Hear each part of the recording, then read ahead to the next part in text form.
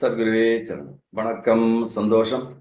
எங்கும் நீக்கமர நிறைந்திருக்கின்ற எல்லாம் வல்ல இறையாற்றல் குரு ஆற்றலாய் தெய்வீக ஆற்றலாய் பரிபூர்ணத்தில் இருக்கின்ற பரம்பொருளான அந்த உன்னத பேராற்றலாய் எல்லோருடைய இல்லங்கள் முழுவதும் நீக்கமர நிரம்பியுள்ள கண்களுக்கு புலனாகாமல் இருக்கின்ற அதீதிரை ஆற்றலாய் உன்னதமான இந்த இனிய நல்ல நாளிலே, முழு நிலவு நல்ல நாளிலே குரு தரிசனம் கண்டு வாழ்வில் எல்லா உயர்வையும் பெறுவதற்காக இறைவனரோடு அமர்ந்திருக்கின்ற அனைவருடைய உச்சி முதல் உள்ளங்கால்கள் வரை அந்த அதீத அருள் அலைகள் நன்கு நிரம்பி அது எல்லா நலத்தையும் வளத்தையும் மேன்மை ஓய்வை முழுமையை அளிக்கட்டும்.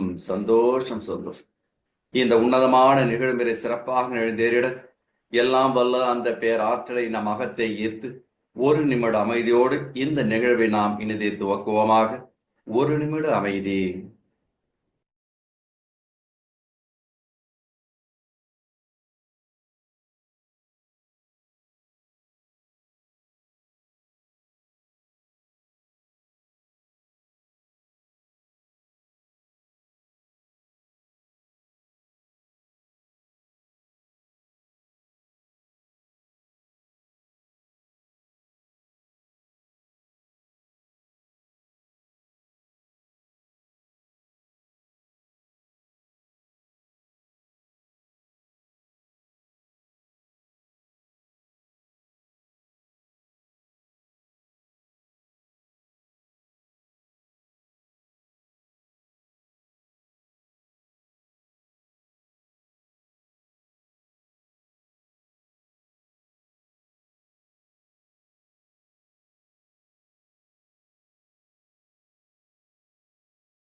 சந்தோஷம் சந்தோஷம் சந்தோஷம். குருவாய் வருவாய் அருள்வாய் என்ற முறையிலும் புந்தில் வைத்தடி போற்றுகின்றோம் என்ற முறையிலே படைக்கும் சக்தியாய், காக்கும் சக்தியாய், மாற்றியமைக்கின்ற சக்தியாய், இந்த அனைத்து சக்திகளுக்கும் ஆதார சக்தியாய் விளங்குகின்ற அந்த பிரபஞ்ச சக்தியை குருவாக போற்றி வணங்குகின்றோம் என்ற அர்த்தத்தை உள்ளடக்கிய குரு கீதம்.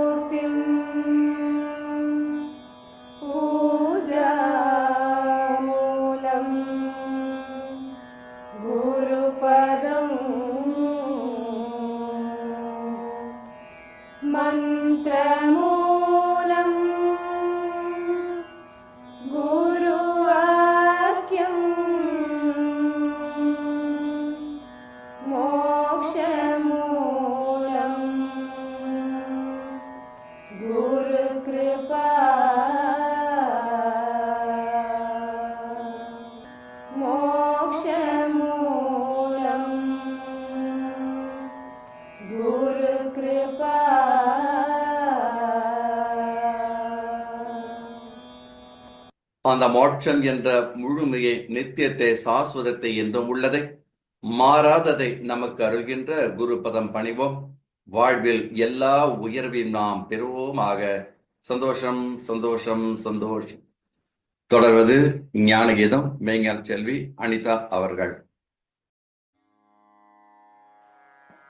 ஆத்மஞான குருதேவனே, ஞானம் யாவும் அருள்நாதனே, குருந்தன் பாதம் வீழ்கின்றோம், திருவருளாலே வாழ்கின்றோம்.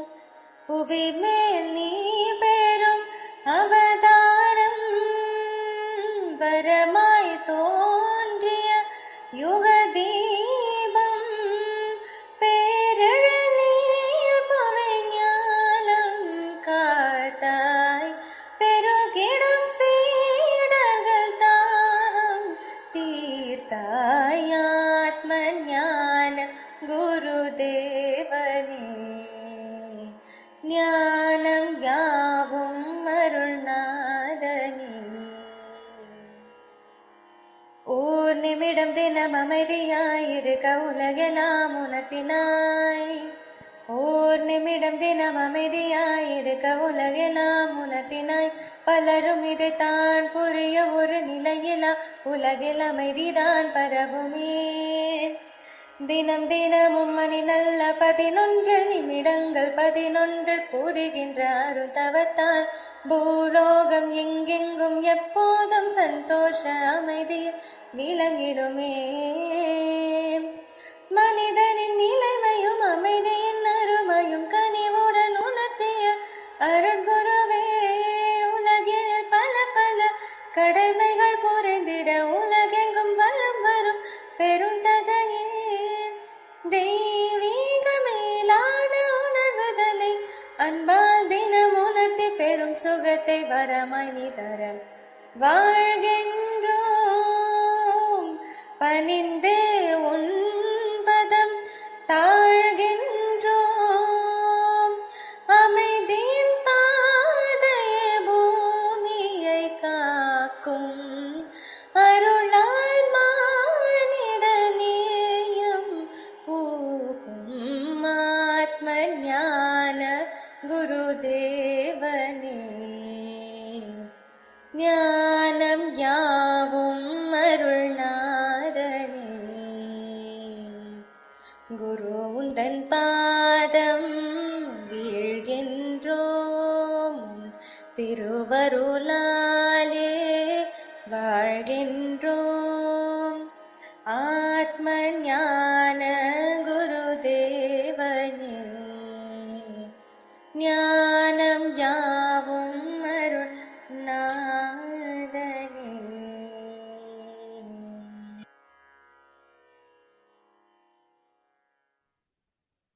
சர்க்குருவே சரணம். வணக்கம், சந்தோஷம்.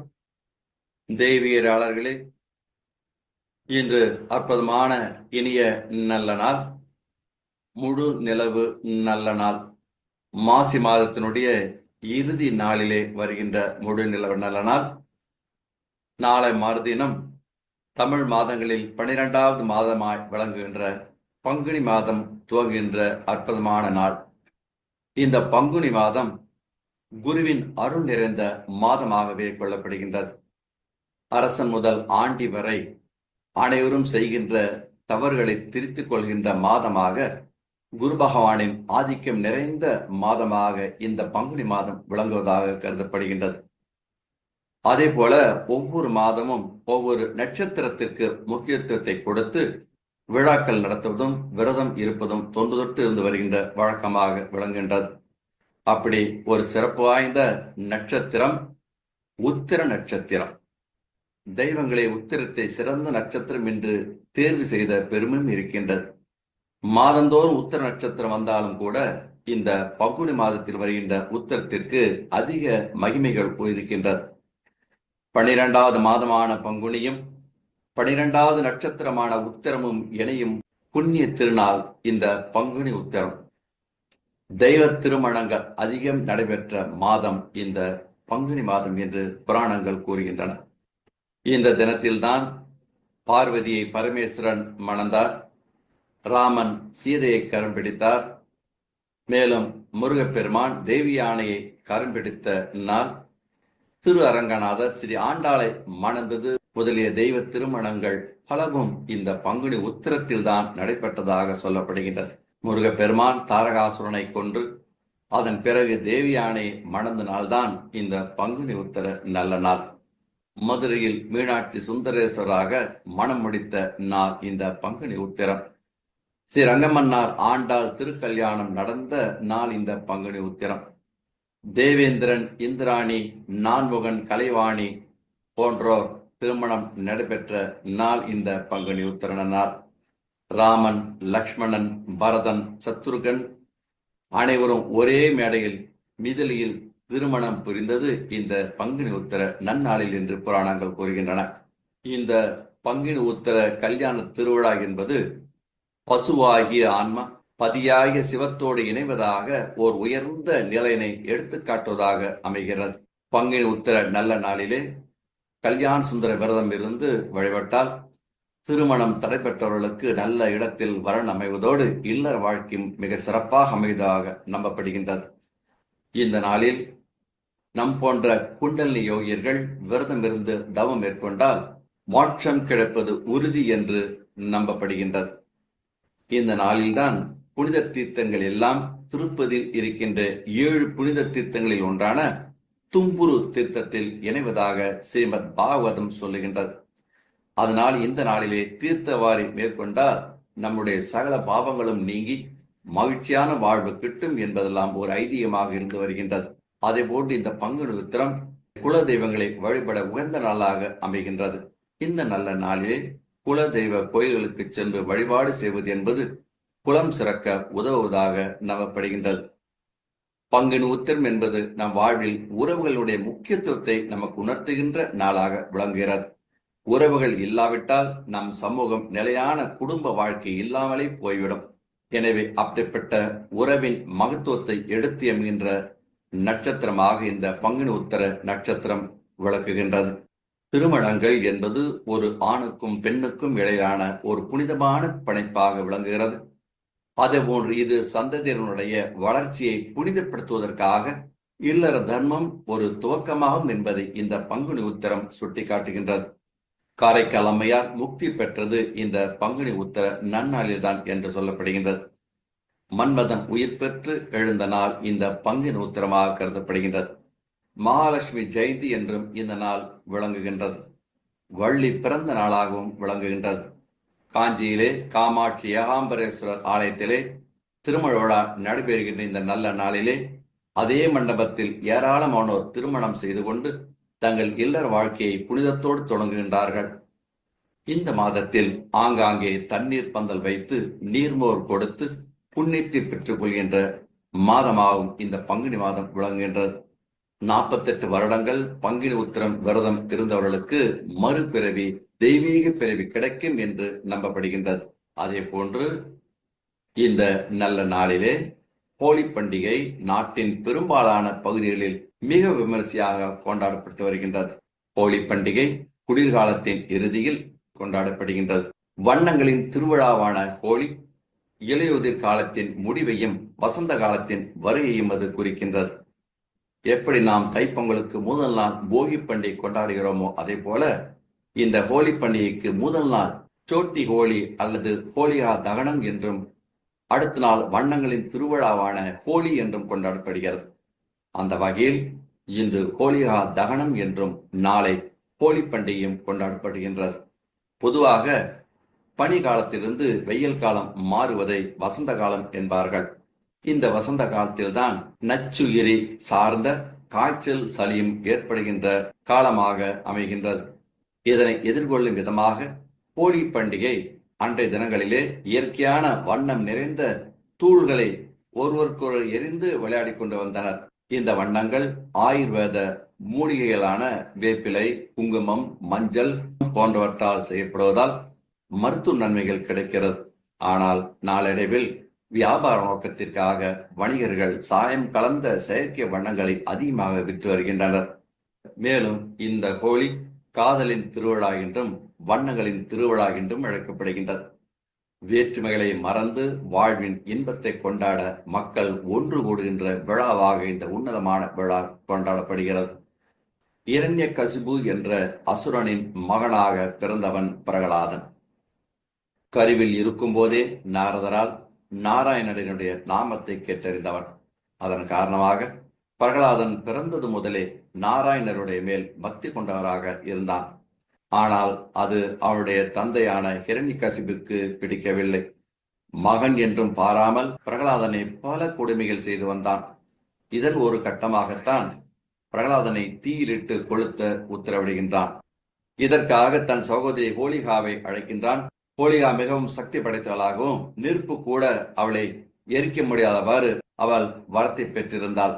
எனவே பிரகலாதனை தன் மடியில் வைத்துக் கொண்டு தீக்குள் புகுமாறு ஹிரண்யகசிபு ஹோலிகாவுக்கு கட்டளையிட்டான். சகோதரனுடைய வார்த்தைக்கு கட்டுப்பட்ட ஹோலிகா பிரகலாதனை அணைத்தபடி தன் மடியில் வைத்துக் கொண்டு மரக்கட்டைகளுடைய மேல் அமர்கிறார். அந்த மரக்கட்டைகளுக்கு தீ மூட்டப்படுகின்றது. அக்னி ஜுவாலைகள் கொழுந்துவிட்டு எரிந்தன. ஒரு கட்டத்தில் பிரகலாதனின் பக்தியால் ஹோலிகாவின் மேல் இருந்த அந்த கவசமாகிய துப்பட்டா பிரகலாதனை சுற்றி போர்த்தியது. படர்ந்து எரிந்த தீயில் எரிந்து ஹோலிகா சாம்பலானால். பிரகலாதனோ சிரித்து கொண்டு அமர்ந்திருந்தான். ஹோலிகா பிரம்மன் தன்னை ஏமாற்றிவிட்டான் என்று அலற, பிரம்மன் அவள் முன் தோன்றி பெற்ற வரத்தை உலக நன்மைக்காகவே பயன்படுத்த வேண்டுமே அன்றி பிறரை துன்புறுத்துவதற்கு அல்ல என்பதை உணர்த்தவே இது என்று கூறி மறைந்தார்.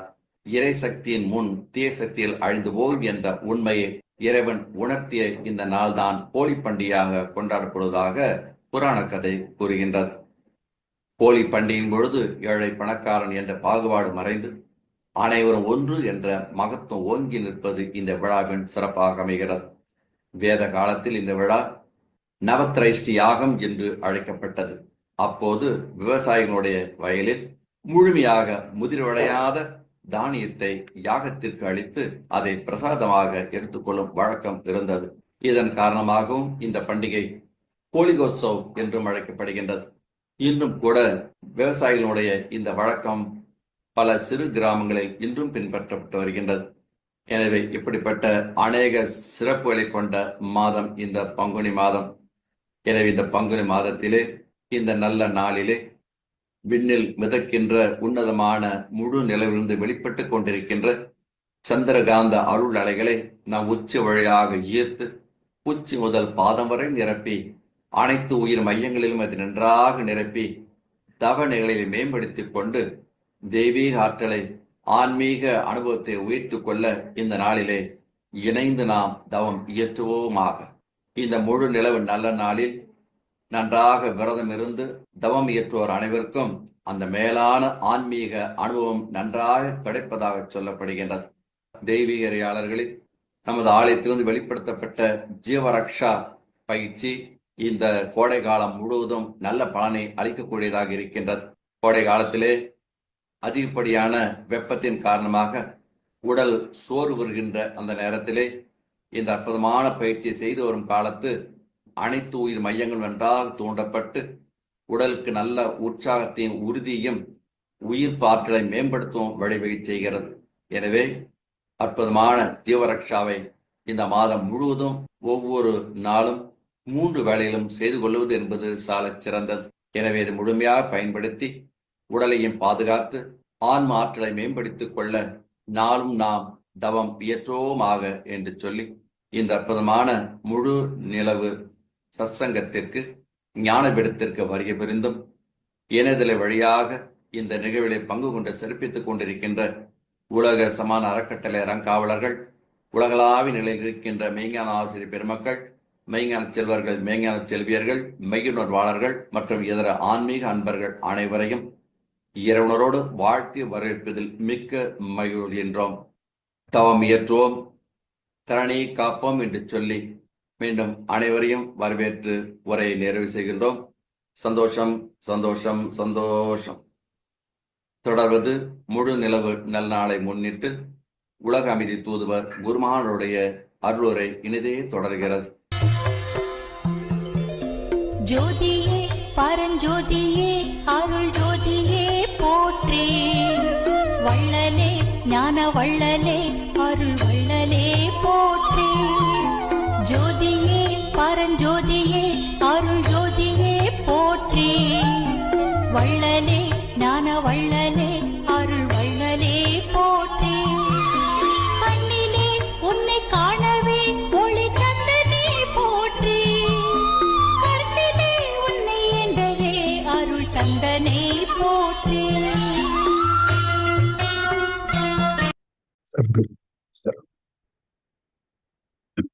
வணக்கம். சந்தோஷம்.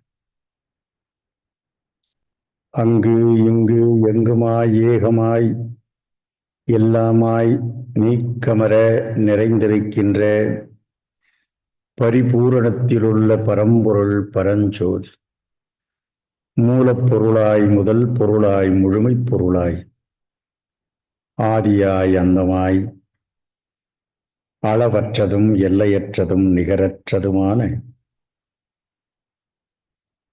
ஆதி பரவெளியிலுள்ள பரம்பொருள் பரஞ்சோதி பேரருளின் பெரும் கருணையினால் 13/3/2025 வியாழக்கிழமை மாசி மாதத்தில் வருகின்ற முழு நிலவு நன்னாள். இந்த நல்ல நாளில் தன்னலம், குடும்ப நலம், சமுதாய நலம், தேச நலம், உலக நலம், பிரபஞ்ச நலம் காக்க கூட்டுதவத்திற்கு வருகை புரிந்திருக்கின்ற அத்துணை அன்பர்களுக்கும் பரிபூர்ண நல் ஆசிகள். உடல் நலத்தோடும் மனவளத்தோடும் அறிவு தெளிவோடும் நிறைந்த செல்வத்தோடும் மகிழ்வோடும் நீடூழி வாழ்க. சந்தோஷம் சந்தோஷம் சந்தோஷம்.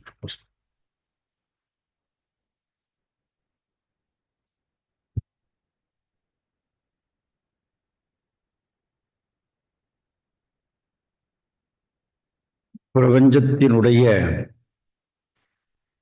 இயற்கையினுடைய சக்திகளிலே அற்புதமான சக்தி இயற்கை சக்தி என்று நாம் சொல்லுகிறோம். இயற்கை, அந்த இயற்கை சக்தி தான் இன்று எல்லா சக்திகளாகவும் பரிணமித்திருக்கிறது. ஆக ஒவ்வொன்றும் இயற்கை தான். இயற்கை இல்லாதது எதுவும் இல்லை. அதனால்தான் இயற்கை கடவுள்,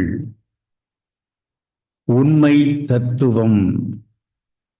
அதை உள்ளது உள்ளபடி உணர வேண்டும். இருக்கிறது, பூமி இருக்கிறது, அது தன்னைத்தானே சுற்றுகிறது, சூரியனையும் சுற்றுகிறது. அதை உணர்ந்தால் பூமியினுடைய தன்மையை உணரலாம். இல்லையேல் பூமியை பற்றி நமக்கு எதையும் அறிந்து கொள்ளுகின்ற ஆற்றல் நமக்கு இருக்க.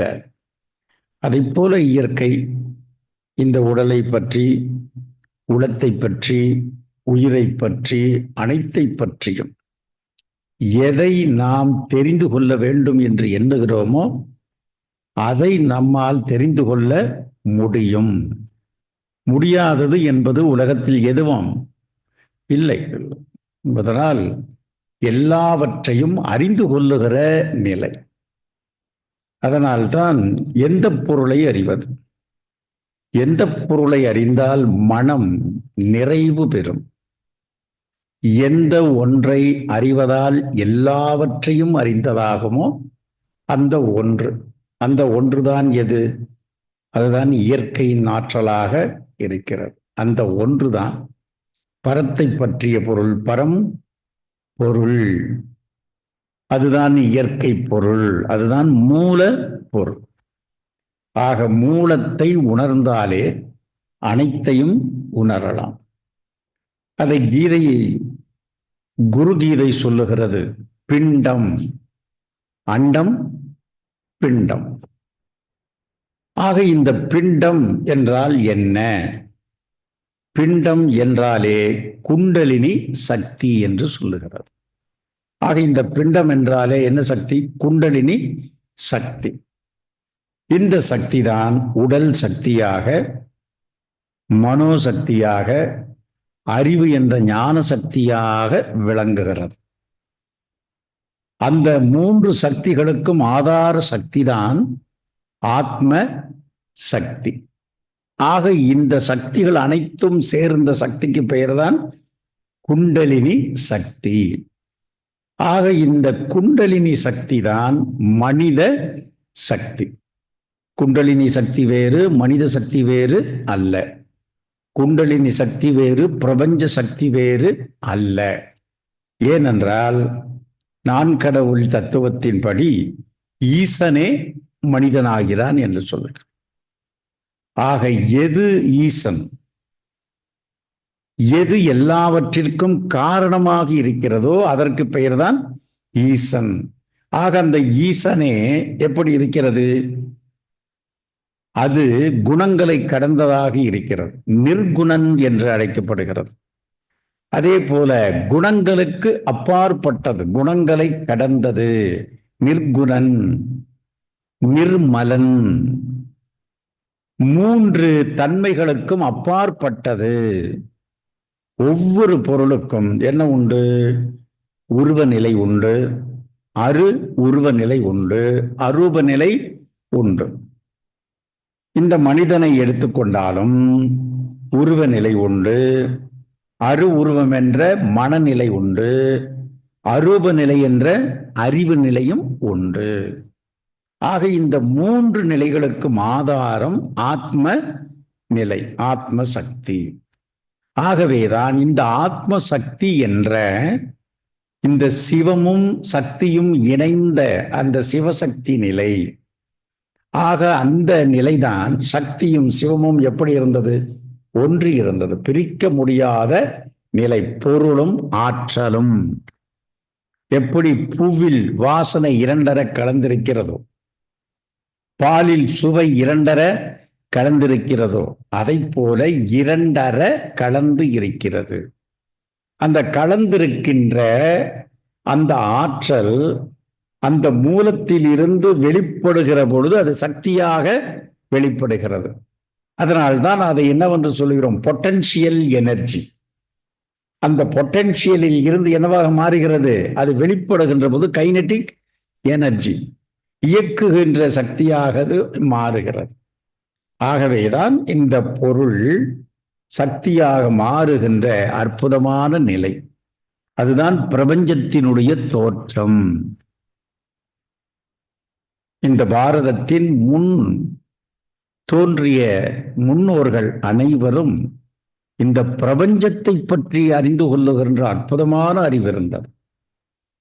அவர்கள் தன்னுடைய கண்களுக்கு புலப்படுகின்ற பருநிலை இவைகளை கடந்து இவைகளுக்கெல்லாம் ஆதாரமானது எது என்று கண்டுபிடித்தார்.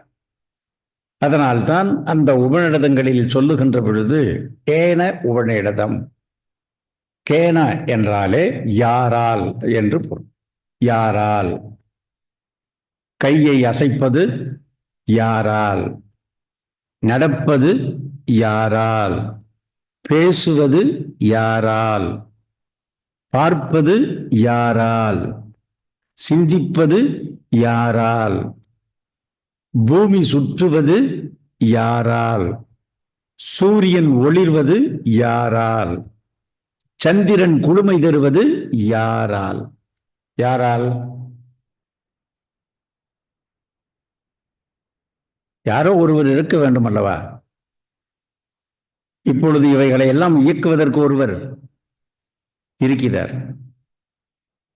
திரைப்படம் ஓடுகிறது, ஆனால் அதை இயக்குவதற்கு ஒருவர் இருக்கிறார். அவர் எங்கிருக்கிறார்?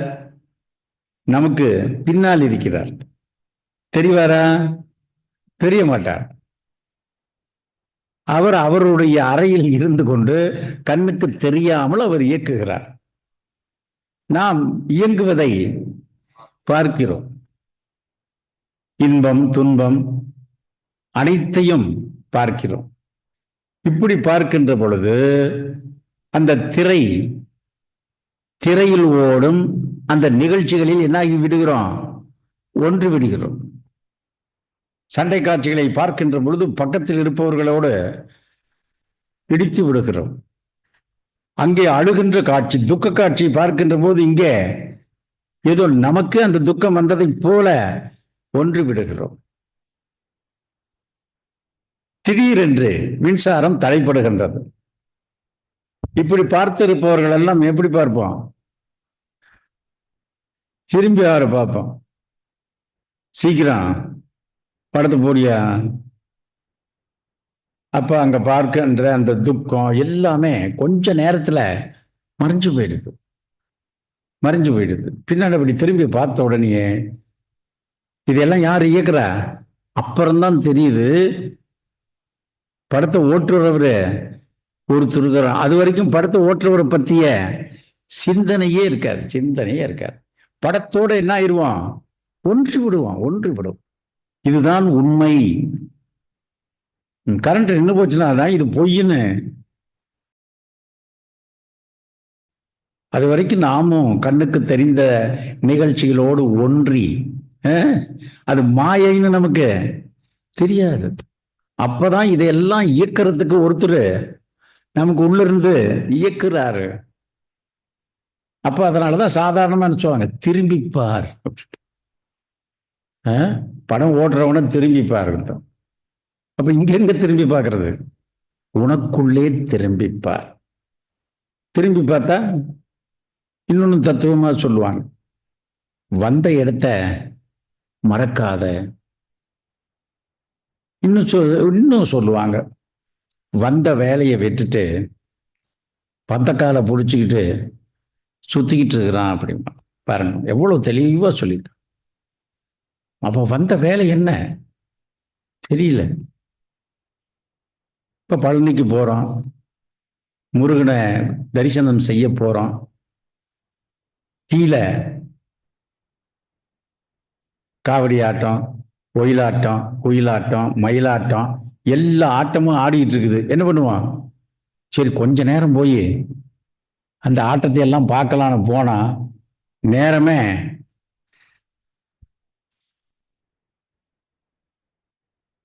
தியானத்துக்கு வர்றதுக்கு இன்னொரு 10 நிமிஷம் இருக்குது.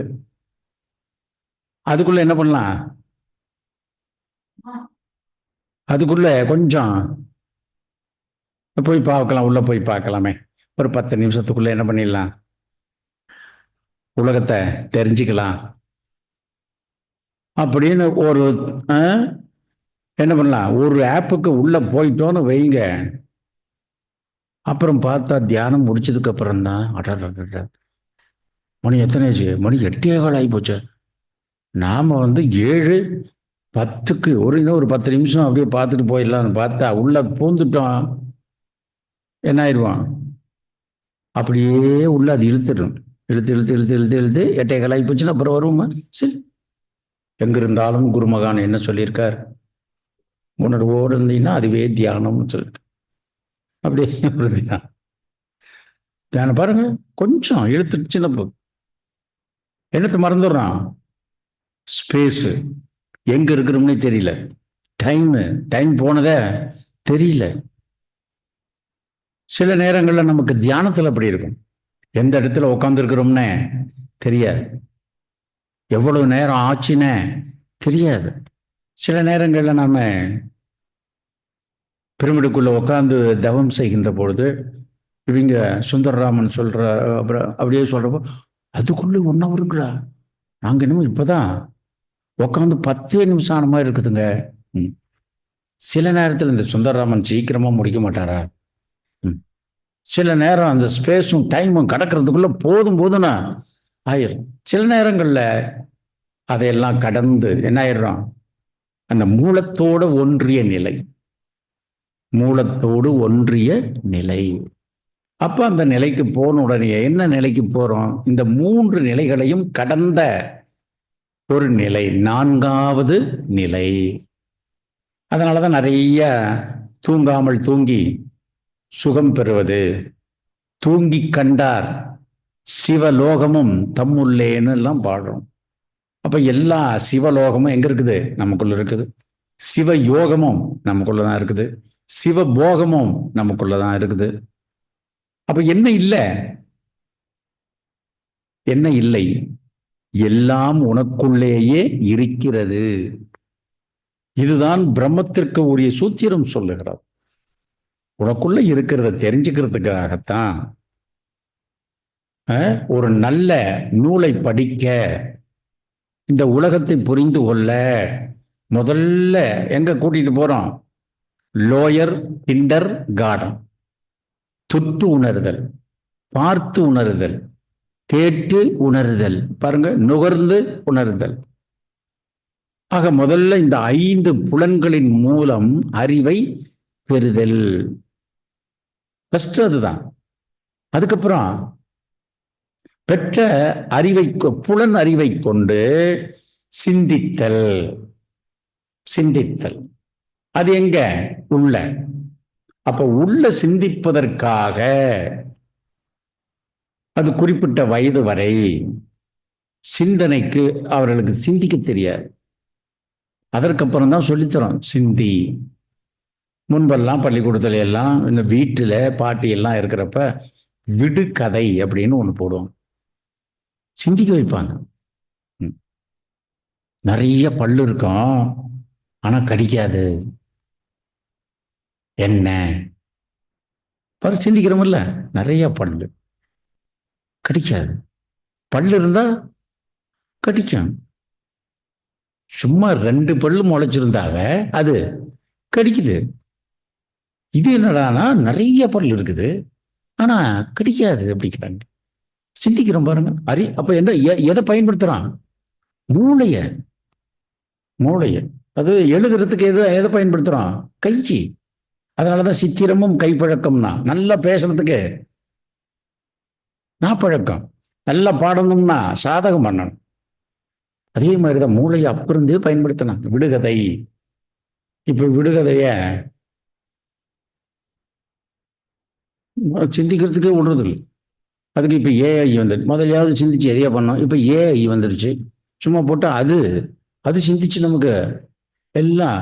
இனி நீ சிந்திக்கவே சிந்திக்காத அப்படின்னு அது. அதனாலதான் அந்த சிறிய வயதிலேயே சிந்திக்க வைத்தார். சின்ன வயசுல பாட்டியெல்லாம் யாருக்கிட்ட நம்ம எல்லாம் தூங்குவோம் அப்படின்னா தாத்தா பாட்டி கிட்ட தான் தூங்கும்.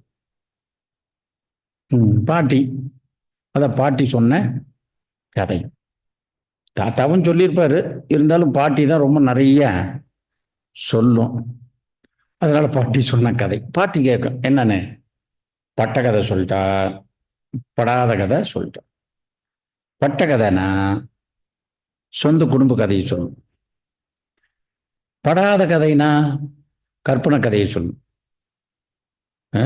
இப்ப பாருங்க, அப்ப பட்ட கதை, உங்க அப்பா இப்படி, உங்க தாத்தா இப்படி, நம்முடைய முன்னோர்கள் இப்படி, நாம் எப்படி இப்படி எல்லாம் வந்தோம், நாம் இன்னைக்கு இருக்கிறோம் அப்படின்னா சும்மா வரல.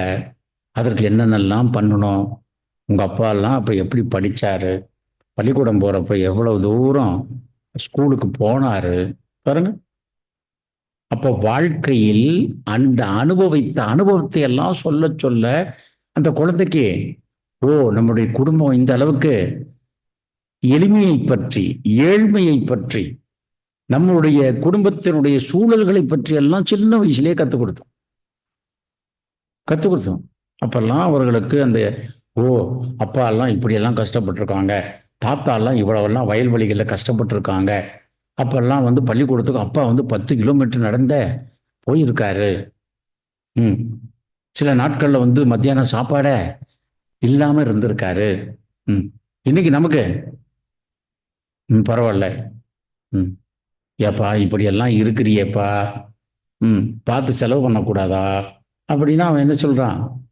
அறிவு வளர்ச்சி வந்த பிறகு, அப்பா நீ சின்ன இருக்கிறப்ப நீ ஏழை மகனா இருந்த, இப்ப எங்க அப்பா பணக்காரன்பா, அதனால நான் ஏன்பா இப்படி இருக்கணுங்கிறான்.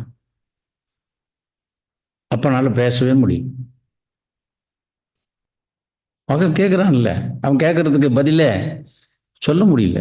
வாஸ்தவம் தான்ப்பா, உன்னை பெற்றெடுத்ததுக்கு நான் ரொம்ப என்ன பண்ணணும், கோயிலில் வச்சு உன்னை கொண்டாடணும். அவன் கேட்கறது அப்படிதான். நீ ஏழையா இருந்த, ஆனா எங்கப்பன் நான் பணக்காரனா பிறந்திருக்கிறேன்ப்பா. அப்போ உங்களுடைய அறிவு வேற, இப்ப என்னுடைய அறிவு வளர்ச்சி என்பது வேற. ஆகவேதான் அந்த சின்ன வயதில் இருந்தே இந்த குழந்தைகளுக்கு நல்ல பண்புகளை கொடுத்தோம். அது யார் கொடுத்தது? ஃபர்ஸ்ட் அம்மா தான். அதிக நேரம் யாருக்கிட்ட இருந்தோம்? அம்மா கிட்ட தான். அதிக நாட்கள் எங்கிருந்தோம்? வயிற்றுக்குள்ளேயே இருந்தோம். வயிற்றுக்குள்ளேயே அம்மா என்ன பண்ணா? சொல்லி சொல்லி வளர்த்தா. நல்லா இருப்பா, நீ வெளியே வந்தோடனே எல்லாத்துக்கிட்டையும் நல்லா இருக்கணும், அப்பா பேச்ச கேட்கணும், எல்லாம் சொன்னோமே. முந்தெல்லாம் அப்படிதான் வளர்ச்சி. குழந்தை வளர்ப்புங்கிறது அதுலேயே கண்ணும் கருத்துமா இருந்தாங்க. என்ன சாப்பிடணும், எப்ப சாப்பிடணும், இது எனக்கல்ல, என்னுடைய குழந்தைக்கு. பாருங்க, அதனுடைய எல்லா வளர்ச்சி, எலும்பு வளர்ச்சி, எப்போ எலும்பு வளர்ச்சிக்கு தேவையான உணவு எடுத்துக்கிட்டாங்க. நரம்பு வளர்ச்சிக்கு தக்கவாறு உணவு எடுத்துக்கிட்டாங்க. தசைகளின் வளர்ச்சிக்காக தேவையான உணவு எடுத்துக்கிட்டாங்க. அந்தந்த காலகட்டத்திற்கு தக்கவாறு எல்லாம் பண்ணாங்க. அவங்களுக்கு தெரியுமா? தெரியாது. இதெல்லாம் யார் சொல்லி கொடுத்தா? அவங்க அம்மா. இது எப்படி வந்தது? அவங்க அம்மா சொல்லி கொடுத்தவங்க. அதனாலதான் இதுக்கு என்னன்னு சொல்றான்? மரபு வழி, பரம்பரையாக, பாரம்பரியம். இப்ப அந்த பாரம்பரியம் எல்லாம் என்ன போச்சு? கட்டாயி போச்சு. அதனால சொல்லித் தருவதற்கு நமக்கு ஆள் இல்லை. இப்ப நாம தெரிஞ்சுக்கிறது என்ன? ஆகமம். முதல்ல புலன்களின் வழியாக பெற்ற அறிவு. இப்ப எது வேணுமானாலும் எதில் போய்க்கலாம்? கூகுள்ல போய்க்கலாம். இப்ப கூகுளை விட, இப்ப சீனாவிட அரிய கண்டுபிடிப்பு. கூகுளை விட 1,00,000 மடங்கு செய்திகளை கொடுக்குதான். யோசிச்சு பாருங்க. அப்புறம் ஏஐயை விட இப்ப இன்னும் அதை விட டெக்னாலஜி எல்லாம் வந்திருக்கு. அப்ப தொழில் நுட்பம், அறிவின் நுட்பம். அப்ப நாம் அப்படி உயர உயர உயர உயர, இப்ப கட்டடங்கள் உயர உயர என்ன வேணும்? இப்ப நம்ம பாக்குறோம், இந்த கட்டடம் எல்லாம் இந்த கட்டடம் கொஞ்சம் இன்னும் ஒரு 2 மாடியை எடுக்கலாமா அப்படின்னு. உடனே இருங்க, முதல்ல ஃபவுண்டேஷன் எப்படி இருக்குது, அஸ்திவாரம் அதுக்கு தாங்குமான்னு பார்க்கலாங்க. முன்பெல்லாம் அஸ்திவாரம் ஸ்ட்ராங் இல்லைங்க, அதனால இப்படித்தான், இதுக்கு மேல நம்மளால என்ன பண்ண முடியாது, கட்டடத்தை எழுப்ப முடியாது, முடிச்சிருவோம். இப்போ அப்படி இல்லை. இப்போ டெக்னாலஜி வந்துருச்சு. வேணுங்கிறீங்களா? சரி, பக்கத்துல என்ன பண்ணிக்கலாம், அதற்கு உண்டானதெல்லாம் பண்ணி நம்ம மேல கொண்டு போய்க்கலாம். எத்தனை வேணுங்கிறீங்க?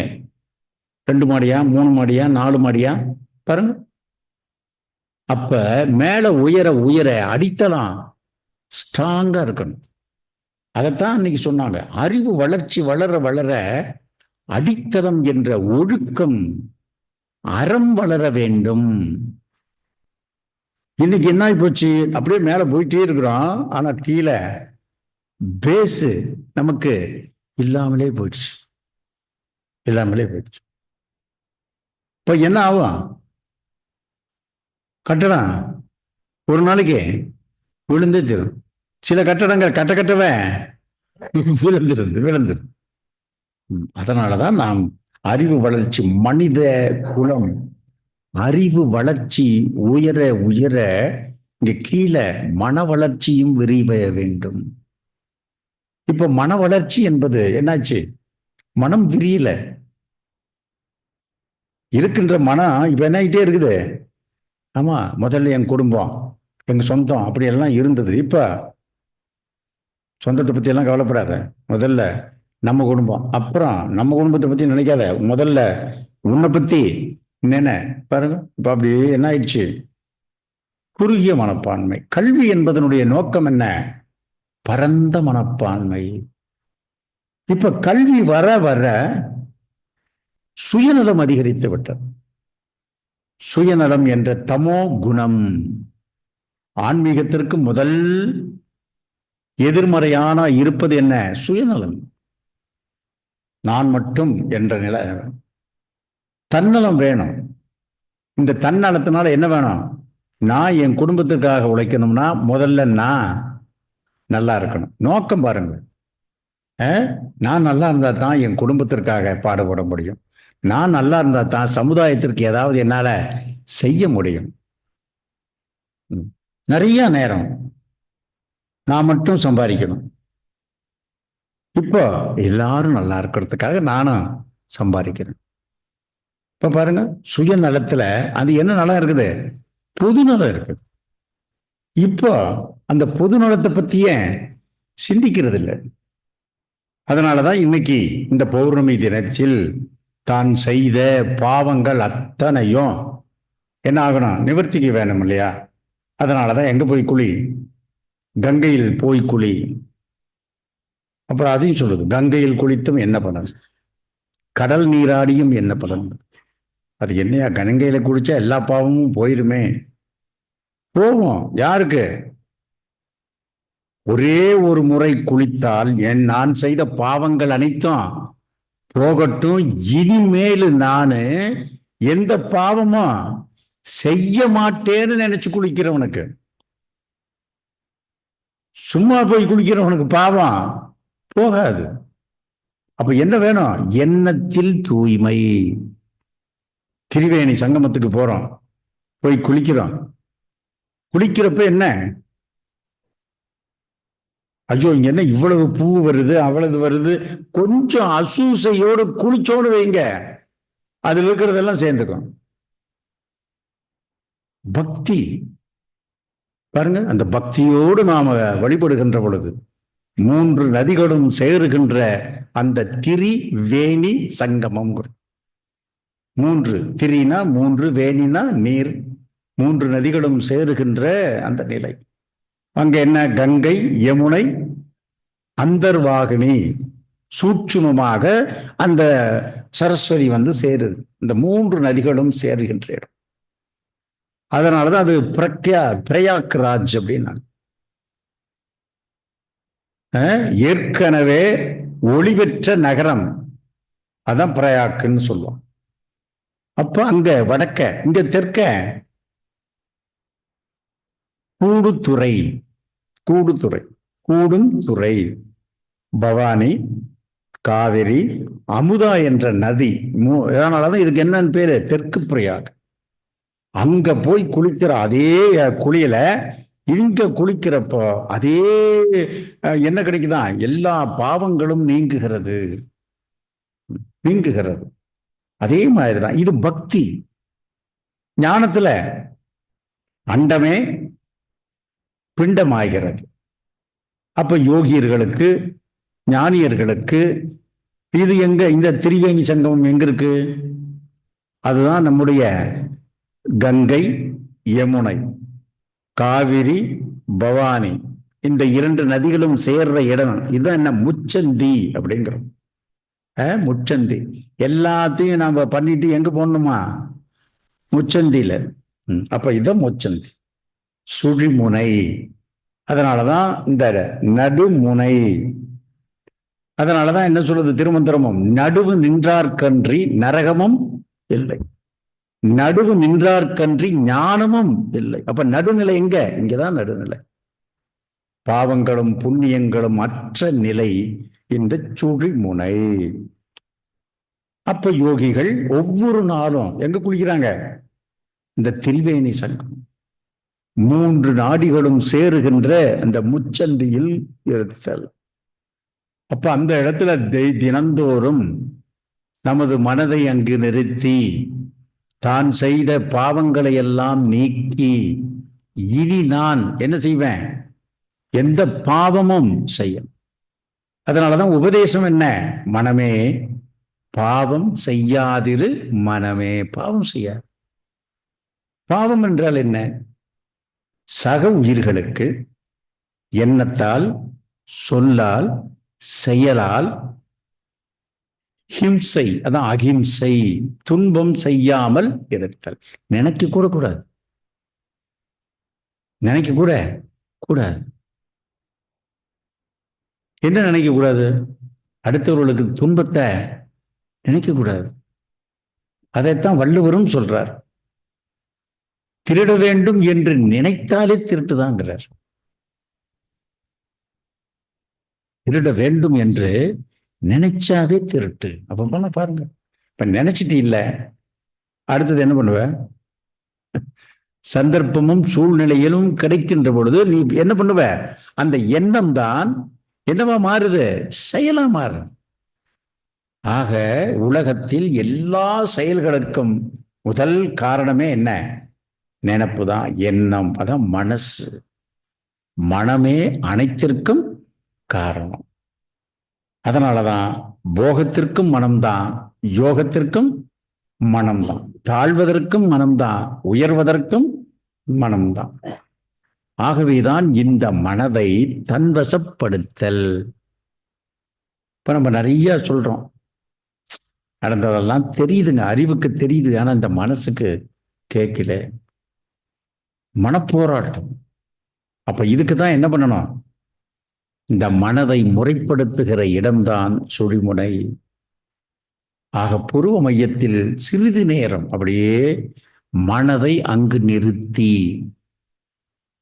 மனம் எதையாவது ஒன்று சிந்திச்சுக்கிட்டே இருக்கும் எப்ப பார்த்தாலும். அதுவும் ஆடவர்களை விட பெண்களினுடைய மனம் ரொம்ப வேகமா சிந்திக்கும். நடக்காதத நடக்கிற மாதிரியே நினைச்சு அவங்களும் வருத்தப்படுவாங்க. அந்த வருத்தம் அவருடைய மூளையிலிருந்து என்ன அலைகள் வருது? வருத்தமான அலைகள். குடும்பமே வருத்தமா இருக்கும். ஏன்னே தெரியாது குடும்பத்துல. அந்த புகையை போடுறதே யாரு? தெய்வீகமானவர்கள். தெய்வீகமானவர்கள். அதே புகைய என்னவா மாத்தலாம்? சாம்பிராணியாவா மாத்தலாம். அது ரொம்பவும் போட்டா திக்குமுக்காடும். அதனால முதல்ல யாரு? பெண்களின் மனம். அது அந்த மனசு எப்படிப்பட்ட மனசு? அளக்கவே முடியாது. கடலின் ஆழத்தையும் அளந்துடலாம், ஆனா பெண்களின் மனம் அவ்வளவு தூரம் விரிஞ்சிருக்கு. அவ்வளவு தூரம் விரிஞ்சிருக்கு. அதனாலதான் அந்த மனசை என்ன பண்ணலாம்? அற்புதமா பயன்படுத்தலாம். அதனாலதான் பெண்ணானவள், அவள் எதனுடைய அம்சம்? தெய்வ அம்சம் பெற்றவள். அப்ப ஒரு பெண் தன்னுடைய தெய்வ அம்சத்தை உணர்ந்து அவளுடைய எண்ணம் சரியானால் குடும்பம், சமுதாயம், தேசம் எல்லாம் சரியா, எல்லாம் சரியா. ஒரு பெண்ணினுடைய பெரும் பொறுமை. குடும்பத்துக்கு என்ன சிறப்பு? பெண்ணின் பொறுமை தான். அந்த காலத்துல பெற்றோர்களெல்லாம் சொல்லி கொடுக்கறது, கண்ணே எது நடந்தாலும் பொறுமையா போமான்னு தான் சொல்லுவேன். இன்று எவ்வளவு படிச்சிருந்தாலும், எவ்வளவு பொருளாதாரத்துல உயர்ந்திருந்தாலும் எப்படி இருந்தாங்க? அடங்கி இருப்பதல்ல, அடக்கத்தோடு இருப்பதும். நிறைய தவறா புரிஞ்சுக்கிறாங்க. அட, புருஷனோட என்ன பண்ணிக்குமா, கொஞ்சம் இணக்கமா பண்ணிக்க. அதனால நாம இந்த பௌர்ணமி மனம் செய்த தவறுகளை சிந்தித்து, இனி நான் ஒரு சங்கல்பம். என்ன சங்கல்பம்? இனி நான் நல்லா இருப்பேன். இங்க குளிக்கிறது, முழுகி எந்திரிச்சு செய்த பாவங்கள், இனி நான் எந்த காலத்திலும் எந்த உயிருக்கும் நான் என்ன செய்ய மாட்டேன்? துன்பம் கொடுக்க மாட்டேன். அதான் காந்தி என்ன பண்ணாரு? அகிம்சை. அகிம்சைங்கிறது பெரிய விஷயம். அதாவது நாம பிற உயிர்களுக்கு துன்பம் கொடுக்காம இருக்கிறது அது ஒரு பெரிய விஷயம். அப்புறம் அதை விட பெரிய விஷயம் என்ன? அடுத்தவர்கள் துன்பம் கொடுத்தாலும் அத ஏன் அதேப்பா இன்முகத்தோடு ஏற்றுதல். இயேசுநாதர் என்ன சொன்னாரு? ஒரு கன்னத்தில் அறிந்தா இருக்க முடியுமா? நீங்க சம்சாரமே இருக்க மாட்டாங்க. பாருங்க, இயேசுநாதர் இருந்தாருன்னா ரொம்ப வருத்தப்பட்டிருப்பாரு. நாங்க உங்களுக்கெல்லாம் சொன்னது என்ன, நீங்க எல்லாம் இப்ப செய்யறது என்ன? சொல்லுங்க. இத்தனைக்கு என்ன 13 பேரே தான். அவர் காலத்துல அவருக்கு அவர் சொன்னபடி கேட்டவன் 13 பேரு. அதுல ஒருத்தன் என்ன பண்ணா? ரொம்ப காசுக்காக காட்டி கொடுத்தான். 1,00,000 கொடுத்தேன் காட்டி கொடு அப்படின்னு. இல்லையா, கொஞ்சம் காசியா. அந்த காலத்துக்கு தக்கவாறு ஓட்டு போடுறதுக்கு முந்தையெல்லாம் நம்ம 500 ரூபா வாங்கிட்டு இருந்தோம். விலைவாசி ஏற்றத்தின் பிறகு அது 500 ஒரு சைபர் போட்டு 5,000 இல்லையா. அன்னைக்கு அவன் காட்டி கொடுத்தது கொஞ்சம் காசியா. யோசனை பண்ணி பாருங்க. அப்ப இது எப்ப எங்க வந்தது? இயேசுநாதர் காலத்திலேயே வந்துருச்சு. காட்டி கொடுத்தல். இப்ப குருவும் காட்டி கொடுக்கிறாருல்ல. என்னத்த? அவரும் கர்த்தரை காட்டி கொடுக்கிறார். உனக்குள் இருக்கின்ற கர்த்தரை, இதுதான் அவர். அவரும் உபதேசத்துக்கு காசு வாங்கிட்டு தானே கேட்கிறாரு. அது இல்லை, அன்னைக்கு அவனும் காசை வாங்கிட்டு தான் காட்டி கொடுத்தான். இன்னைக்கு குரு காசை வாங்கிட்டு தான் என்ன பண்றாரு? காட்டி கொடுக்குறாரு. அவன் காட்டி கொடுத்தது அவருக்கு துன்பத்தை கொடுத்தது. இப்ப நாம காட்டி கொடுக்கறது அவனுக்கு இன்பத்தை அது கொடுத்தது. இதுதான் பிடிச்சுக்க. அதே மாதிரிதான் நான் காட்டுவேன், நீங்கெல்லாம் வந்து பிடிச்சுக்குங்க. அதே இப்போ அதுதான் கொடுத்துக்க. இதுதான் பிடிச்சுக்க, பிடிச்சுக்க, சிக்கன பிடித்துக்கொள். இதை தவிர்த்து வேறு எதுவும் இல்லப்பா. இதுதான் எல்லாமா இருக்குது. இதுதான். இந்த கையில என்ன பண்ணு? காசை கொடுத்து இந்த காசை வச்சுக்க. இந்த காசை வச்சுக்கிட்டு நான் என்ன பண்றதுன்னு? அட டீ வேணா வாங்கிக்க. அப்படியா? இந்த காசுக்கு டீ கொடுப்பானா? கொடுப்பான். சரி, அப்புறம் என்ன? அட இந்த காசுக்கு என்ன கிடைக்கும்? டிஃபன் கிடைக்கும். கிடைக்குமா? கிடைக்கும். சாப்பாடு கிடைக்கும்.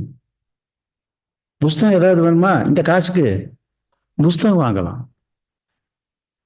இந்த காசுக்கு என்ன கிடைக்கும்? ட்ரெஸ் வாங்கலாம்.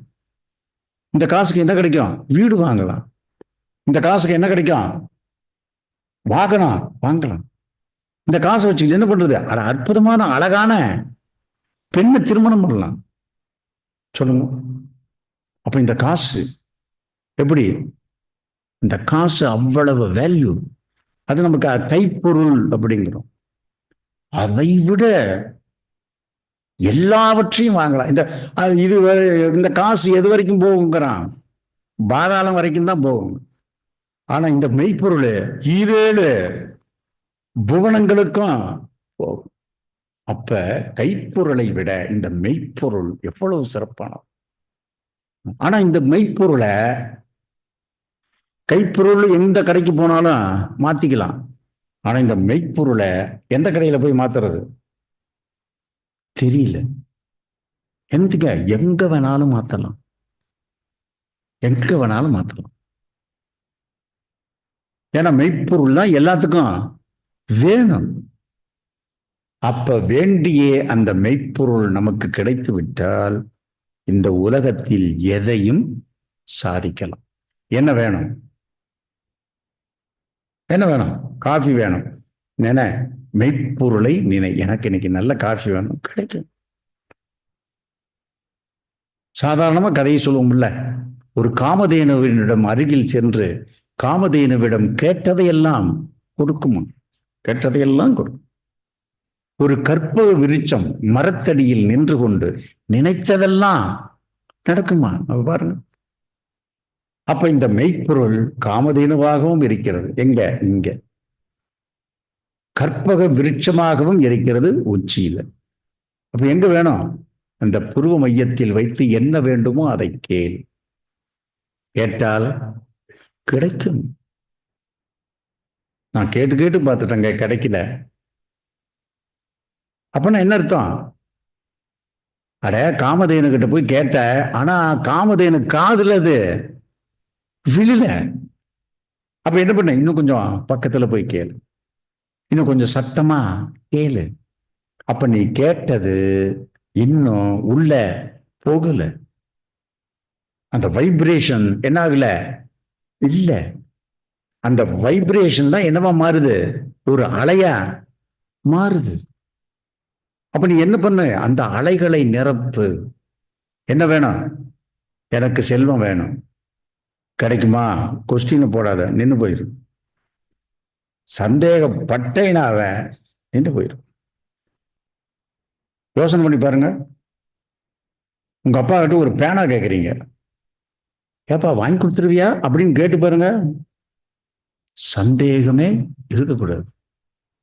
அப்ப என்ன வேணும்? முழுமையான நம்பிக்கை. முழுமையான நம்பிக்கை, முழுமையான நம்பிக்கை. அந்த நம்பிக்கை அதான் ட்ரஸ்ட், அதான் வில். அந்த வில் பவர் உங்ககிட்ட இருந்தா எதையும் இழுத்துக்கலாம், எதையும் இழுக்கலாம். அதனாலதான் இந்த மூளை அற்புதமான ஆற்றல். இந்த மூளையில் தான் என்ன உண்டு? மனம். மனதிற்கு என்ன உண்டு? அது ஒரு பெரிய மேக்னெட்டிக் ஃபீல்டு, அது பெரிய காந்தம். அந்த காந்தம் என்ன பண்ணும்? எல்லாத்தையும் இழுக்கும், எல்லாத்தையும் இழுக்கும். தூண்டில் போடுறீங்க, வலையை விரிக்கிறீங்க, அதுல என்ன இழுக்கும்? அது சொல்லுங்க. சின்ன மீன் விட்டுரும், அது எல்லாம் சின்ன மீன், பெரிய மீன், அந்த மீன், இந்த மீன், நண்டு, எல்லாத்தையும் அடுத்து இழுத்து. அதே மாதிரி தான் இந்த மூளையில் எழுப்பப்படுகிற இந்த அலை. இதுக்கு நல்லது கெட்டதெல்லாம் இல்லை, அலை தான், அவ்வளோ. ரேடியோ அலை அங்கிருந்து பாடுது, ஒரு வீரமான பாட்டு பாடுது, சந்தோஷமான பாட்டு பாடுது, துக்கமான பாட்டு பாடுது. ரேடியோ ஸ்டேஷனுக்கு ஏதாவது இருக்குமா? அந்த அலைக்கு ஒண்ணுமே இல்லைப்பா. அதே மாதிரி தான் மூளையில் இருந்து, அதுவும் குறிப்பா எங்க புருவ மையத்தில் இருந்து வெளிப்படுகிற அந்த எண்ண அலை, அது என்ன பண்ணும்? அப்படியே சுத்து. இப்ப நம்மளுடைய யூடியூப் எல்லாம் எடுத்துக்கங்க. யூடியூப் எடுத்துக்கிறீங்க, நீங்க ஒரு 2-3 தொடர் நிகழ்ச்சிகள், ஒன்று சண்டை படமா போடுங்க, அப்புறம் பின்னாடி சண்டை படமாவே வரும். ஒரு குடும்ப படத்தை போட்டு பாருங்க, குடும்ப படமா உங்களுக்கு வரும். அப்படின்னா என்ன அர்த்தம்? நீங்க எதை விரும்புகிறீர்களோ அதை இந்த நாம் உருவாக்கிய இந்த செயற்கை நுண்ணறிவை என்ன பண்ணுது? உங்களுக்கு தேவையானத இழுத்துறது. அப்ப இது இயற்கையான நுண்ணறிவு. இது என்ன பண்ணும்? உங்களுக்கு தேவையானது எல்லாம் இழுத்துரு. கிரகங்களை இழுத்துக்கும். இப்ப இன்னைக்கு நட்சத்திரம், இப்ப என்ன நட்சத்திரத்தை இழுக்கும்? மக நட்சத்திரத்துக்கு உரியதெல்லாம் இழுத்துக்கும். பாருங்க, நட்சத்திரம் என்பது என்ன? ஒரு உயிர். அதனாலதான் அங்க நட்சத்திரம் என்ன பண்ணுது? துடிப்பு. அதனாலதான் அதுக்கு துடிக்கிறதுக்கு பேர் என்ன? விண்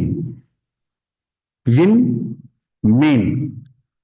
விண் என்றாலே பறவெளின்னு இருக்கும். விண்ணில் இருக்கின்ற மீன். மின்னா என்ன? துடிச்சுக்கிட்டே இருக்கு பாருங்க.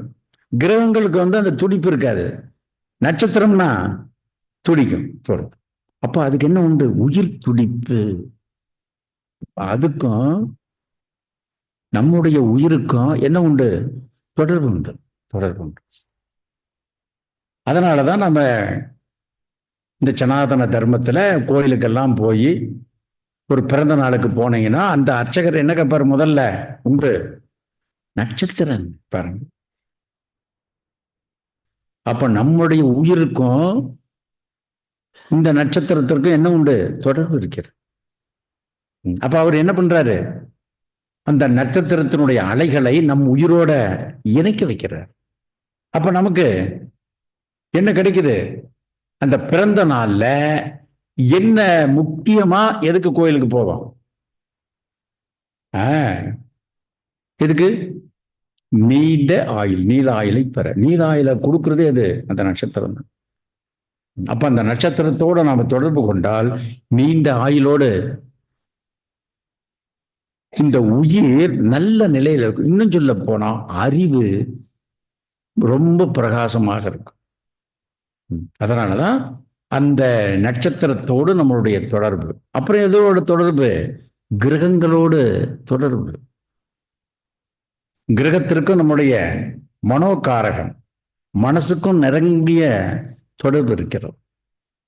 அதனாலதான் சூரியன் அறிவோடு சார்ந்தது, சந்திரன் மனதோடு சார்ந்தது. அதனாலதான் இந்த நிலவுக்கும் மனதிற்கும் நெருங்கிய தொடர்பு. அதனாலதான் கடல் அலைகள் இந்த பௌர்ணமி காலத்துல ஈர்ப்பு, மனித மூளை ஈர்ப்பு. சாதாரணமா சிந்திக்கிறத விட இன்னைக்கு சிந்தனை என்ன ஆகுது, ஹை லெவல்ல நம்மால இந்த பிரபஞ்சத்தோடு நம்மால இணைப்பதற்குரிய ஒரு இணைப்பு நமக்கு கிடைக்கும். அதனாலதான் இந்த அன்னைக்கு தான் இன்னைக்கு சத்தியநாராயண பூஜையெல்லாம் இன்னைக்கு தான் செய்வாங்க. அப்ப என்ன அர்த்தம்? சத்தியம் அது ஒண்ணுதான், நாராயணன் எங்கும் வியாபித்த. அப்ப சத்தியநாராயணன் என்ன? அந்த உண்மை பொருள் தான் எல்லா இடத்திலையும் நீக்கமற நிரம்பி இருக்கிறது. ஆகவேதான் இந்த முழு நிலவு நல்ல நாளில் நமக்கு என்ன வேணும்? நல்லா இருக்கணும்னு நம்ம நினைக்கிறோம். எல்லாரும் நல்லா இருக்கணும்னு நினைக்கிறோம். நம்ம குடும்பம் நல்லா இருக்கணும், சமுதாயம் நல்லா இருக்கணும், நம்மளுடைய தேசம் நல்லா இருக்கணும், நம்முடைய உலகம் நல்லா இருக்கணும். நம்ம உலகம் நல்லா இருக்கணும்னா இப்ப வேற்று கிரகத்திலிருந்து யாராவது ஒருத்தர் வராங்க. இப்ப அது அவங்க பாட்டுக்கு வந்துட்டோம். இப்ப வேற்று கிரகத்திலிருந்து வெளிவந்த என்ன இருக்கும்? அங்கிருந்து பிரிந்த ஒரு துகள், அதுதான் மிகப்பெரிய அளவுல பாதிப்புக்கு இங்க பூமியை தாக்குது. பூமியை ரொம்ப மிகப்பெரிய ஒன்று தாக்குச்சுன்னா பூமி என்னவா? அதனுடைய சுழற்சியே மாறி போயிடும். சுழற்சியே மாறி இன்னைக்கு சூழ்நிலைகள்ல பூமி, அதுக்குள்ள திரவம், அதுக்குள்ள என்ன இருக்குது? 3 அடுக்குகளுக்கும் அப்பால் வெப்பம். அந்த வெப்பத்தினுடைய சுழற்சியில தான் இந்த பூமியை என்ன பண்ணிட்டு இருக்குது? தன்னைத்தானே சுழன்றுகிட்டு இருக்குது. இப்ப அந்த நெருப்பு வெப்பம் அதிகரிப்பாலும் குறைவானாலும் அதற்கு என்ன உண்டு? மாற்றங்கள் உண்டு. இப்ப நமக்கு இந்த பூமியில கரெக்டா எல்லாம் உள்ளேயும் சுத்திக்கிட்டு வெளியேயும் அது சுத்திக்கிட்டு வருது. இப்ப முன்பெல்லாம் நிறைய நமக்கு மரம் இருந்தது. சூரியனிலிருந்து வருகின்ற அந்த வெப்பத்தை எல்லாம் அந்த மரங்கள் எல்லாம் என்ன ஆயிரும்? தாங்கிக்கும். ரொம்ப கொஞ்சமா தான் அப்படியே கீழே போய் வேருக்கு போய் அது எங்க போகுது? அடியில அந்த கோர் எனர்ஜியா போகுது, கோருக்கு போகுது. இப்ப நிறைய அந்த மரங்கள் இல்லாததுனால சூரியனுடைய கதிர்களை அப்படியே எது வாங்குது? பூமி வாங்குது. மேல்மட்டம் வாங்கி அது எங்க போகுது? கோருக்கு போகுது, பூமியினுடைய மையத்துக்கு போகுது. அப்ப மையத்தினுடைய வெப்பநிலை அதிகரிக்கும். இப்ப வெப்பு அதிகரிக்கின்ற பொழுது அந்த வெப்பத்தினுடைய தன்மை என்ன அப்படின்னு பாத்தீங்கன்னா, அது தன்னை வெளிப்படுத்தியே தீரும். வாங்கின சூடு இப்ப நமக்கு இப்ப பாருங்க, இப்ப வெப்ப காலம், நிறைய சூரிய ஒளி இந்த வெப்பம் உள்ள வாங்கினதுக்கு அப்புறம் என்ன பண்ணும்? அந்த வெப்பம் எப்படியாவது என்ன பண்ணும்? வெளிப்படும். அப்ப அது நம்மளுடைய மருத்துவர்கள் பிரகாரம் அது காய்ச்சலா மாறுது. இன்னும் வெப்பம் இப்போ கொப்பளம். இப்போதைக்கு கொப்பளம் வந்தா என்னன்னு சொல்லுவான்? அம்மை ஆரம்பிச்சிருச்சு.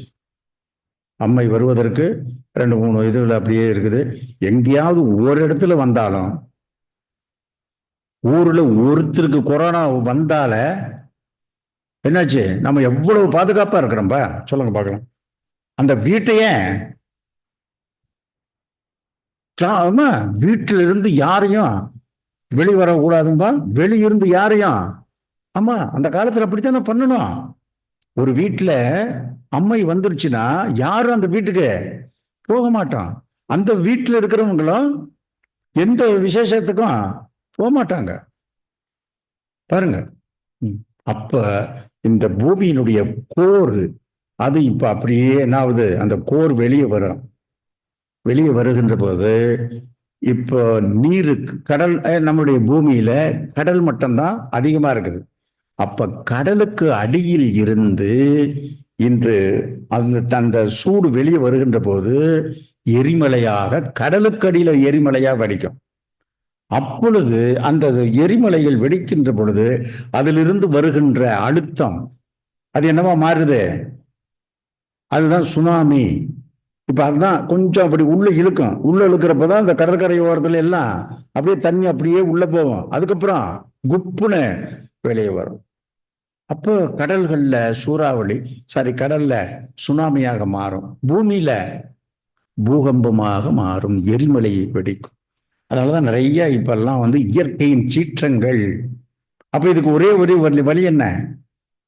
பூமியை புவி வெப்பம் புவி வெப்பம்னு சொல்லி சொல்லி சொல்லி சொல்லி என்ன பண்ணிட்டோம்?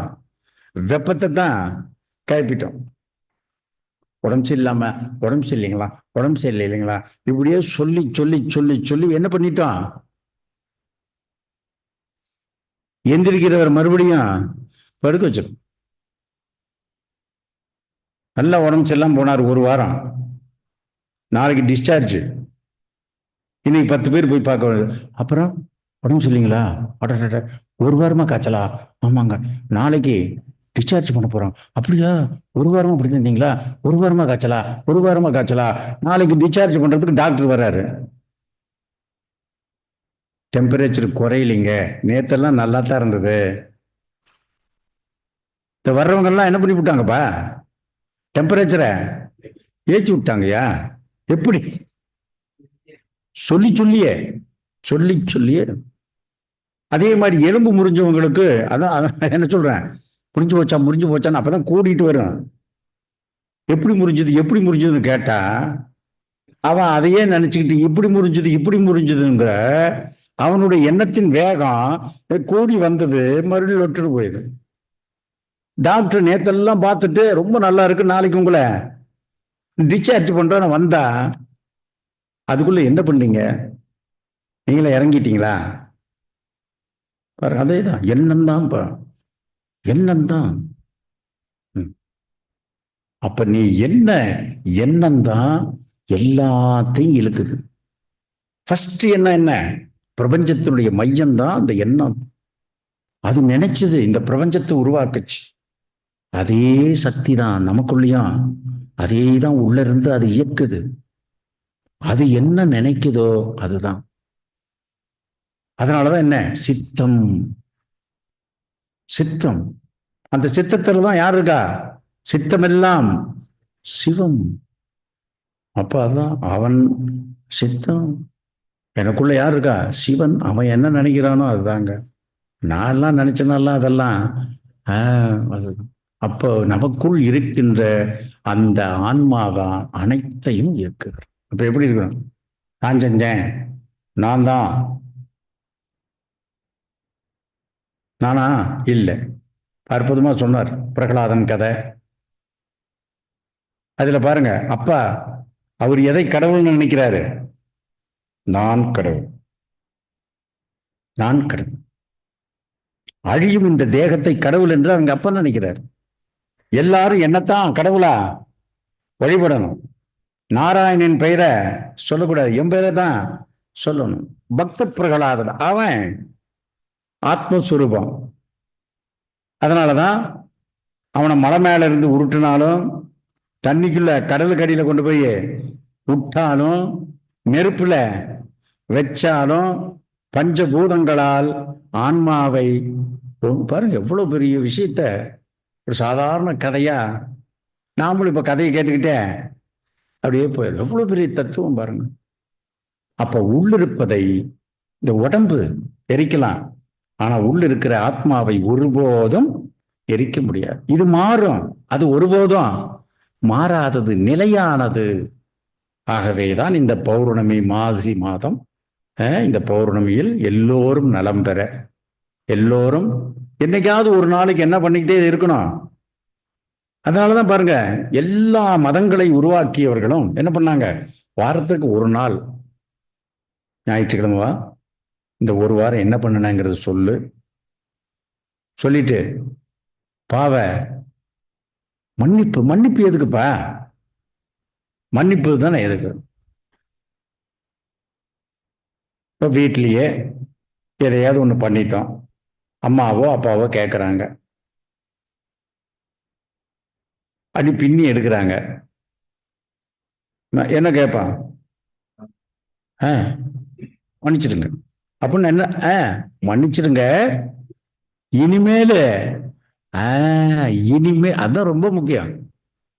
இப்ப என்ன போச்சு? அப்பாடா, போன வாரம் செஞ்சதெல்லாம் எல்லாம் கணக்கு சரி பண்ணிட்டேன், இனி எனக்கு ஒன்றும் இல்லை, இனி அடுத்த வாரமெல்லாம் பண்ணலாம் பாருங்க. அப்ப அது பாவ மன்னிப்பே இல்லப்பா. அப்ப அந்த பாவ மன்னிப்பை உருவாக்கியவர்கள் எவ்வளவு சிந்திச்சு பண்ணியிருக்கணும். மன்னிப்பு கோருபவனுக்கு என்ன இல்லை, தண்டனை இல்லையப்பா. மன்னிப்பு கோருபவனுக்கு மன்னிப்பை அளிப்பவனே பெரியவன். அவன் மன்னிப்பு கேட்கிறான், மன்னிக்காம இருக்காத. அப்படின்னா என்ன அர்த்தம்? நாளையிலிருந்து நானு நல்லவனா நடந்துக்குவேன். ஆக நல்லவனாக நடப்பதற்கு ஒருவன் கேட்டா அவனை என்ன பண்ண? ஆனா உன்னை ஏமாத்துறவனா இருந்தா நீ ஏமாறாத. எல்லா மதத்திலும் அது இருக்கு. இஸ்லாத்துல இல்லையா? இஸ்லாத்துல இருக்கு. இறப்புக்கு பிறகு அல்லாஹ்கிட்ட போகணும் பாருங்க. அல்லாஹ் கேட்பாரு, பூமியில் நீ என்ன பண்ணன்னு சொல்லுன்னு கேட்பாரு. அப்ப நான் அவர்கிட்ட நானு மறைக்க முடியுமா? சொல்லுங்க. அவங்களுக்கு அசைக்க முடியாத அந்த மறுமை இருக்குது. அல்லாஹ் ஒருவர் இருக்கிறார் நம்புறாங்க. அல்லாஹ் என்ன கேள்வி கேட்பாரு. நான் செத்தா அவர்கிட்ட போய் நிற்கணும் பாருங்க. சனாதன தர்மம் இருக்குதா இல்லையா? இருக்குது. இங்கதான் சலனம். அப்படியெல்லாம் ஒரு உலகமா இல்லை. இருக்கிறவங்களுடைய நம்பிக்கையும் போச்சு, கடவுள் நம்பிக்கையே இல்லாம போச்சு. மற்றவங்களுக்கு கர்த்தர் இருக்கிறாருங்கிற நம்பிக்கை இருக்குது. அல்லாஹ் இருக்கிறாரு, இறந்த பிறகு நான் அவரிடம் போவேன். பாருங்க எவ்வளவு நம்பிக்கை பிறகு. பார்த்துருக்கிறீங்களா? இல்லை. பாருங்க, பார்த்துருக்காங்களா? இல்லையே. இங்க என்ன இல்லையா? இங்க இருக்கிற. நீ செத்த உடனே முதல்ல யம தர்மத்துக்கு தான், யம தர்மானுக்கு தான் போகணும். அங்க ஒரு கணக்காளர் ஒருத்தர் இருக்கிறான். அவன் கேட்பாயானா, இவன் அதை ஒரு சினிமா படம் எடுத்து அந்த சித்ராகுப்தனை விசித்திரகுப்தனா மாத்தி யமதர்மனை அவனை சிரிக்கிற யமதர்மனா மாத்தி, யோசனை பண்ணி பாருங்க. சிவபெருமான பிரேக் டான்ஸ் ஆட வச்சு யோசனை பண்ணுங்க. நம்முடைய வேதம் என்னப்பா சொல்லுது?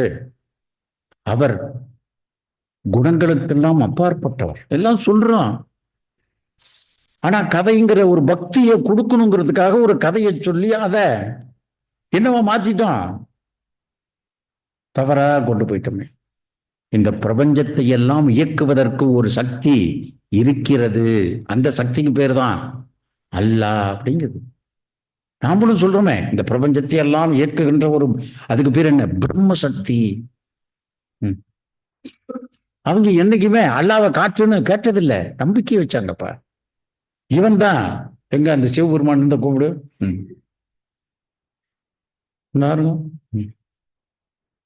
அட, அவரு பேச மாட்டாரியா? அவருக்கு உருவமே இல்லையா? உருவமே இல்லைங்கிறீங்க, அப்புறம் எதுக்குயா அது? இப்ப அட்டாமிக் பிசிக்ஸ் படிக்கிறோம்.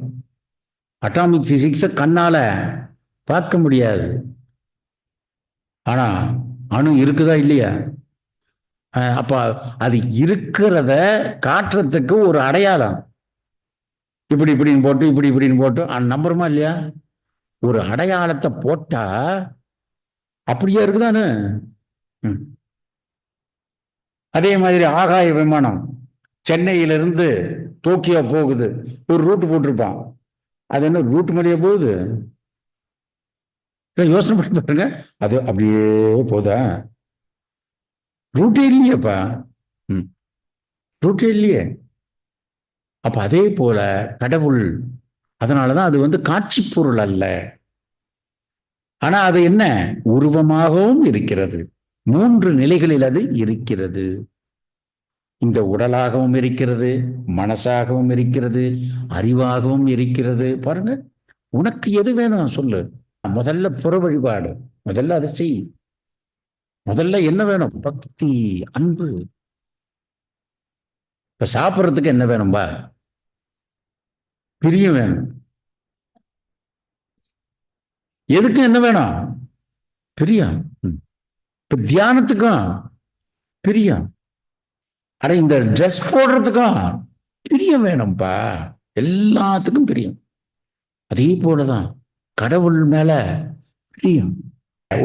ஒரு பிறந்த நாளுக்கு போறோம்பா, சும்மா போயிட்டு பிறந்த நாளுக்கு கூப்பிட்டாங்கன்னு போயிட்டு கேக்க வெட்டிட்டு வந்துடலாமா? போறப்பவே அதுக்கு பேர் என்ன? அன்பளிப்பு. அன்பு பரிமாறுறதுக்கு என்ன வேணும்? ஒரு பொருள் வேணும்யா, பொருள் வேணும். குழந்தைகள் இருக்கிற வீட்டுக்கு மாமா ஊர்ல இருந்து போறீங்க, கையை வீசிக்கிட்டு போறீங்கன்னு வைங்க. அந்த மாமா பார்த்துட்டு, இந்த மாமா ஒண்ணுமே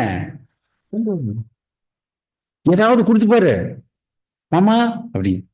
அப்புறம் அடுத்த வாரம் அடுத்த மாசம் வராரமா, இப்படியே வரட்டு வந்தோம்னா அது என்னத்தை பார்க்க? கையைதான் பார்க்க. யோசனை பண்ணி பாரு. நீ என்ன கொடுக்குறியோ அது வளரும். முடிய கொடுத்தா முடி வளருது. புரியுதா? பொருளை கொடுத்தா பொருள் வளரும். அப்படின்னா என்ன அர்த்தம்? எங்கிட்ட இருக்குது. நல்லா புரிஞ்சுக்க, எங்கிட்ட இருக்குது. ஏப்பா காணிக்க வச்சு இல்லையா? இல்லைங்க, கையில காசு இல்ல. சொல்லுங்க, நீ இல்லை என்று எதுகிட்ட சொல்ற? இந்த சவுத்துல என்னத்தை அடிச்சினாலும் அது என்ன பண்ணுது? திரும்ப வருது. அப்ப குருவிடம் நீ என்ன சொல்ற? குருமகா கையிலேயே காசு இல்லை. அப்புறம் உனக்கு கையில காசே, அப்புறம் சொல்லுவ கையில ஏதோ ஓட்டையா இருக்க மாட்டேங்குதுங்க, கையில காசே நிக்க மாட்டேங்குது, எவ்வளவு வந்தாலும் நிக்க மாட்டேன். அதனாலதான் என்ன பண்ண, நீ கொடு பெறுவாய். கொடுத்தால் நிச்சயம். இதுதான் பிரபஞ்சத்தினுடைய நியதி. என்னப்பா, நீ எதை பிரபஞ்சத்திற்கு கொடுக்கிறாயோ அது கொடுக்கும். பாருங்க, கடல் நீர் என்னத்தை கொடுக்குது? மேல கொடுக்குது. அது என்ன பண்ணுதியா? பல மடங்கு நல்லதை கொடுக்கும். அதே மாதிரிதான் எதையும் இல்லைன்னே சொல்லாத. இல்லைங்க கடன் கேட்டானுங்க, அப்புறம் நான் என்ன சொல்றதுங்க, உங்கள்கிட்ட எத்தனை இருக்குது? 100 ரூபா இருக்குது. சரி, எத்தனை கொடுக்க முடியும்? ஒரு 5 ரூபா கொடு. அப்படின்னா என்ன அர்த்தம்? இல்லைன்னு சொல்லல, இருக்குது, இவ்வளவுதான், அவ்வளவு முடிஞ்சு. அப்ப நீயே என்னத்தை பண்ணிக்கிற? ஆள் மனதுல இல்ல இல்ல இல்ல. அதே மாதிரி நிறைய பேர் பாவம் என்ன நினைக்கிறாங்க, நான் அதுக்கு செய்யணும், இதுக்கு செய்யணும், கோயிலுக்கு நிறைய செய்யணும்னு நினைக்கிறேங்க. ஆனா இப்போதைக்கு இல்லைங்க, கையில காசு வந்ததுக்கு அப்புறம் செய்யணும்னு நினைக்கிறேங்க. எப்ப வரும்? எப்ப வரும்னு தெரியும். வந்தா பாரு. அப்ப நீயே என்ன பண்ணிக்கிற? தர்மத்தை தள்ளி போட்டுக்கிறியப்பா, தள்ளி போட்டுக்கிற. அப்ப இந்த பிரபஞ்சத்தினுடைய நியதி என்ன? என்னிடம் என்ன இருக்கிறதோ அதை கொடு. என்ன இருக்குதோ பொண்ணு, உனக்கு என்ன வரும்? அப்ப உனக்குள்ளேயே என்ன? என்கிட்ட இருக்குது, என்கிட்ட இருக்குது இருக்குது. அப்ப என்ன இருக்கும்? இருக்கும்பா. எதை உன் ஆழ்மனம் சிந்திக்கிறதோ அப்படியே ஆகிறது. பாருங்க, அதனாலதான் ஒரு பிச்சைக்காரனுக்கு கூட சோறு இல்லைன்னு சொல்லாத. அதை எப்படி சொன்னாங்க? அட, சிவபெருமான் பிச்சைக்காரன் உருவத்துல வருவாரு, உன்னை சோதிப்பாரு, நீ கொடுக்குறியா இல்லையான்னு. அப்ப வந்தது சிவபெருமான். அப்ப நீ இல்லைனா யாருக்கு இல்லைங்கிற?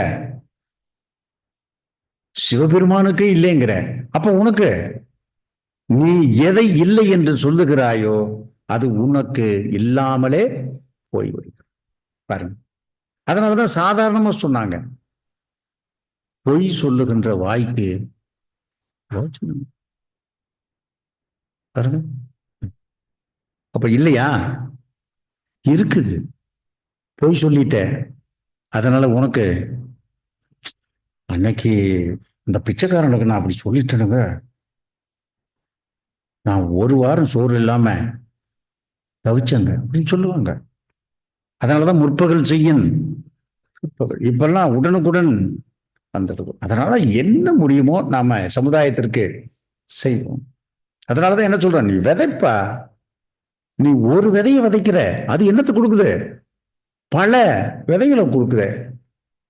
அதனால நீ முதல்ல நல்லதை செய்.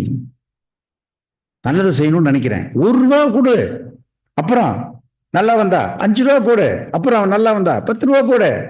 வர வர வர வர வர உன் கடமையை செய்யு.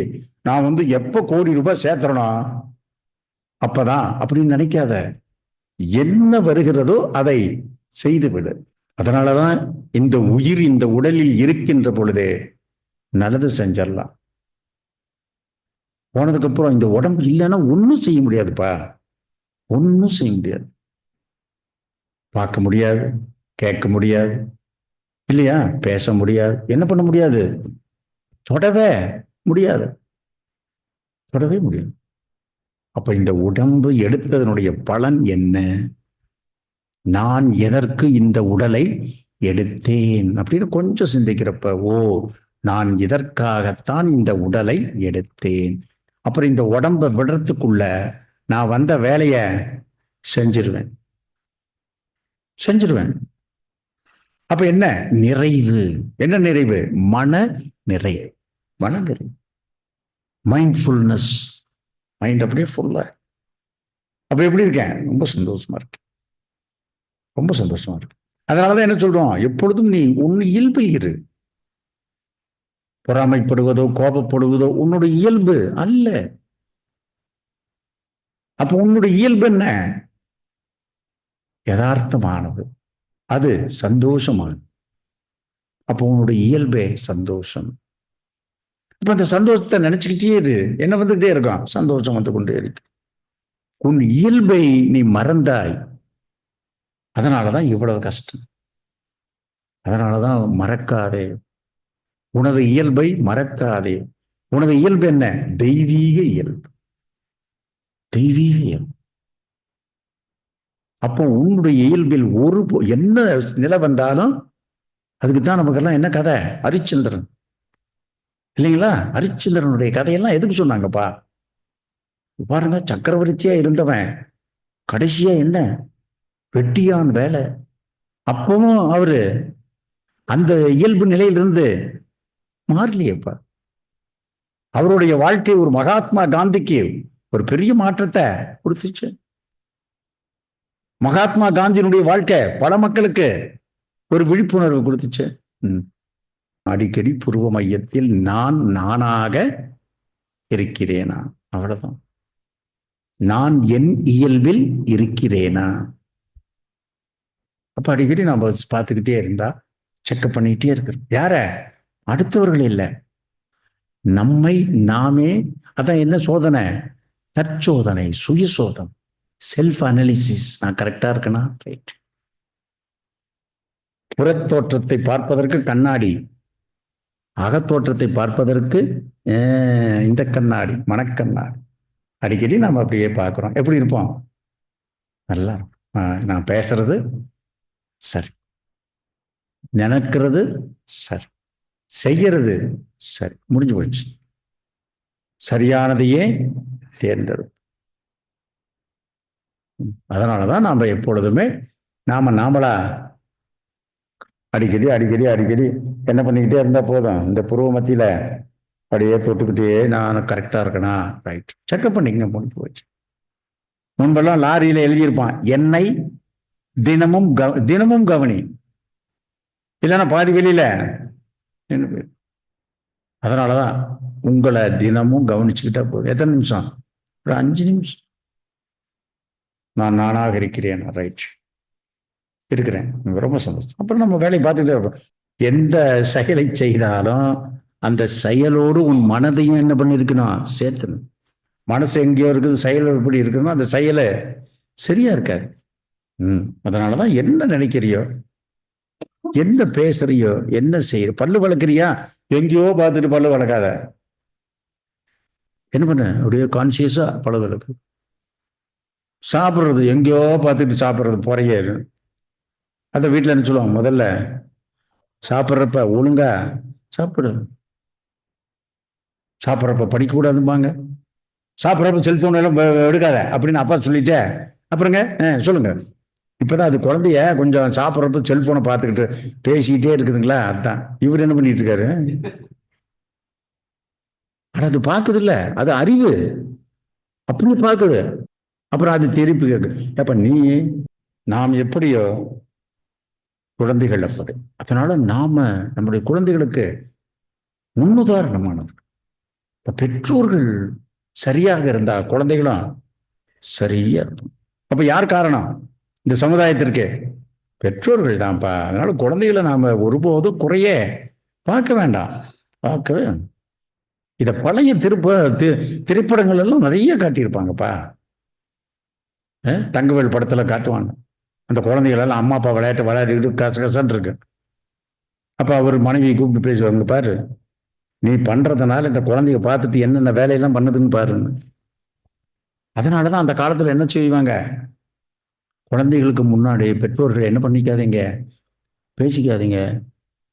அதே மாதிரி அது தூங்குதுன்னு நினைச்சுக்கிட்டு பேசுறீங்க பாருங்க, அதுக்கு தூங்குனாலும் காது கேட்கும். நல்லா புரிஞ்சுக்கும். காது கேட்காதுப்பா, ஆனா உங்களுடைய அந்த சவுண்ட் வேவ்ஸ் இருக்குது இல்ல, ஃப்ரீக்வன்சி, அது பின்பக்க மூலையில பதிஞ்சுக்கும். அதனாலதான் என்ன, இந்த செவுத்துக்கு கேட்குமா கேட்காதா, நம்ம என்ன பேசுறோமோ இந்த செவுறு வாங்கி வச்சுக்கணும். இப்ப யாராவது ஒரு நுண்ணறிவு படைத்தவங்க வந்து உக்காந்தா, இப்ப குருமகான் என்ன சத்சங்கம் பண்ணினாரோ அது அவனுக்குள்ள போகும். நீயே அங்க வரவே இல்லை, எப்படியா அவர் பேசுனது நீ சொல்ற, அந்த ரிசீவிங் கெப்பாசிட்டி அவர்கிட்ட இருக்குது. அதுக்கு இங்கன்ட்டு இல்ல, உலகத்துல எந்த பகுதியில இருந்தா இப்ப பேசுறது எங்க போகுது, இப்ப பாருங்க, இப்ப உலகம் முழுவதும் போகுதப்பா, போகுது. அப்ப அதை யாரெல்லாம் அதை ரிசீவ் பண்ணக்கூடிய பார்த்துக்கிட்டு இருக்கிறவங்களுக்கு அத்தனை பேத்துக்கு இது போகுது. பார்க்காதவங்களுக்கும் பதிவுல இருக்குது, எப்ப வேணாலும் அவங்க போட்டு. அதேதான் இந்த பிரபஞ்சத்துல நம்முடைய எண்ண அலைகள் அப்படியே இருக்குது, அப்படியே இருக்குது. நீங்க எப்ப வேணாலும் அதை என்ன பண்ணிக்கலாம். ஆமா, அகஸ்தியர் ஞானம் வேணுமா, அகத்தியரை நினைத்து சம்யமம் செய்தால் அகத்தியர் என்ன சொன்னாருங்கிற அலைகள், அந்த அறிவு அணுக்கள் உங்களுக்குள்ள வரும். எந்த சித்தரை நீங்க நினைக்கிறீங்களோ அந்த சித்தருடைய அலைகள் உனக்குள்ள வரும். அதனாலதான் இப்ப என்ன, கிளவுட்ல என்ன இருக்குது, இப்போ எல்லாம் பதிவு பண்ணுச்சு. இந்த செல்லுல என்ன அழிஞ்சாலும் அங்க அழியாது. இது நாம செயற்கை அறிவால கண்டுபிடிச்சோம். அதுக்கு மேல இப்ப நாம பதிவு பண்றதெல்லாம் இருக்குதுப்பா. பிரபஞ்ச தோற்றமே இன்னும் இங்கதான் இருக்குது. இந்த உச்சியின் வழியாக நீ அதுக்கு லிங்க் கொடு, தொடர்பு ஏற்படுத்து. இப்ப என்ன தொடர்பு, ஐம்புலன்களால் தொடர்பு. இங்க அட்டாச்சு, அங்க டிட்டாச்சு. அப்ப அதனாலதான் என்ன சொல்றோம், இங்க டிட்டாச்சு, அங்க அட்டாச்சு.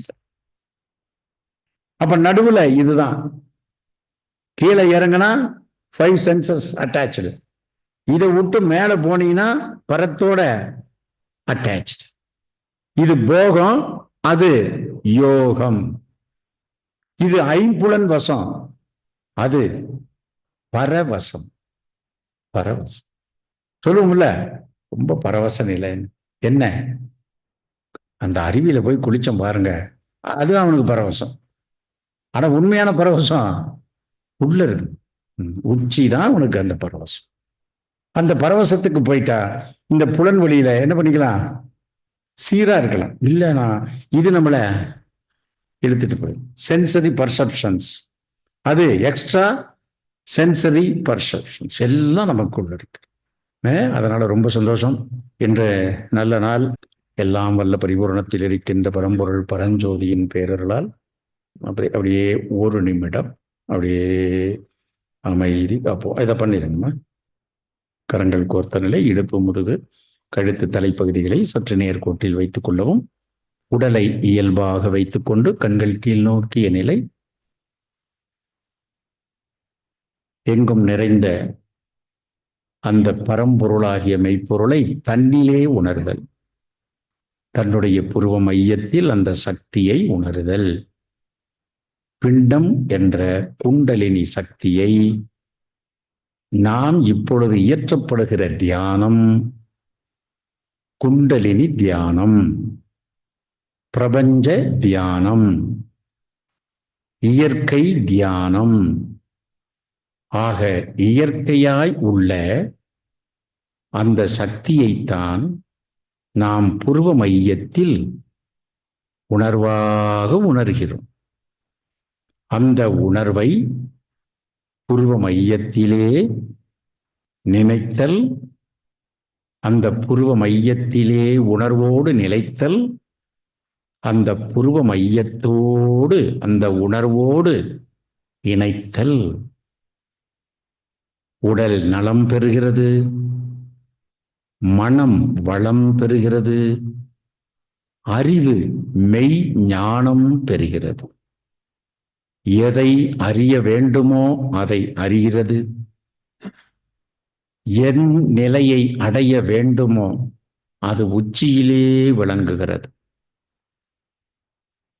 அந்த உச்சியிலே இணைதல், அதுவே சிவநிலை, அதுவே பிரம்மநிலை, அதுவே பரநிலை, அதுவே 3 உடல்களையும் கடந்த உள்நிலை.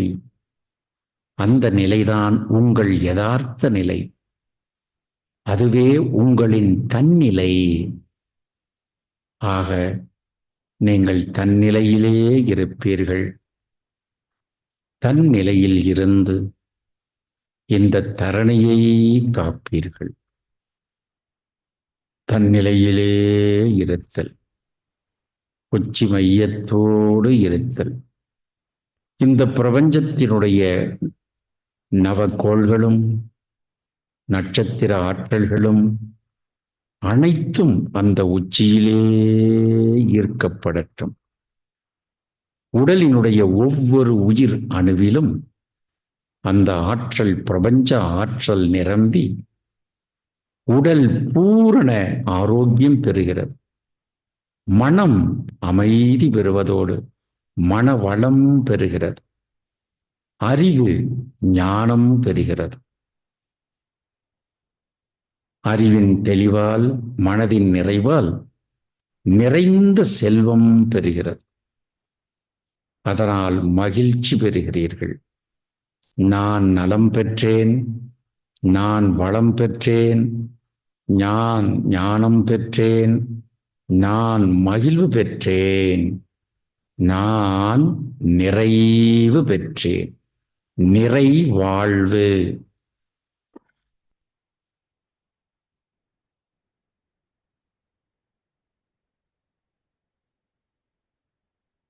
நிறை வாழ்வை பெற்ற நீங்கள் அந்த நிறைந்த மனதோடு அனைத்தையும் வாழ்த்துதல், பெற்றோரை வாழ்த்துதல், உடன் பிறந்தோரை வாழ்த்துதல், அண்டை வீட்டாரை வாழ்த்துதல், ஊரை வாழ்த்துதல், உலகத்தை வாழ்த்துதல், பிரபஞ்ச சக்தியை ஈர்த்து பிரபஞ்சத்தையே வாழ்த்துதல். இந்த கும்பத்தில் அனைத்து சக்திகளையும் ஆவாகனம் செய்யப்பட்டது. சர்வ சக்திகளும் இந்த கும்பத்திலே, கும்பத்தின் உள்ளிருக்கின்ற அந்த நீரிலே ஆவாகனம். நீருக்கு நினைவாற்றல் சக்தி இருக்கிறது. ஆகவே நாம் சர்வ சக்திகளை அதன் மீது பாய்ச்சுகிற பொழுது சர்வ சக்திகளையும் அது ஈர்த்து கொண்டு அது நமக்கு பிரதிபலிக்கிறது. அதை யாருக்கு, யாருடைய தலையில், யாருடைய உடலில் அது படுகிறதோ அவர்களுக்கெல்லாம் அந்த சர்வ சக்திகளும் பரவுகிறது. ஆகவே கும்ப மேளம் இது மகா மகம்.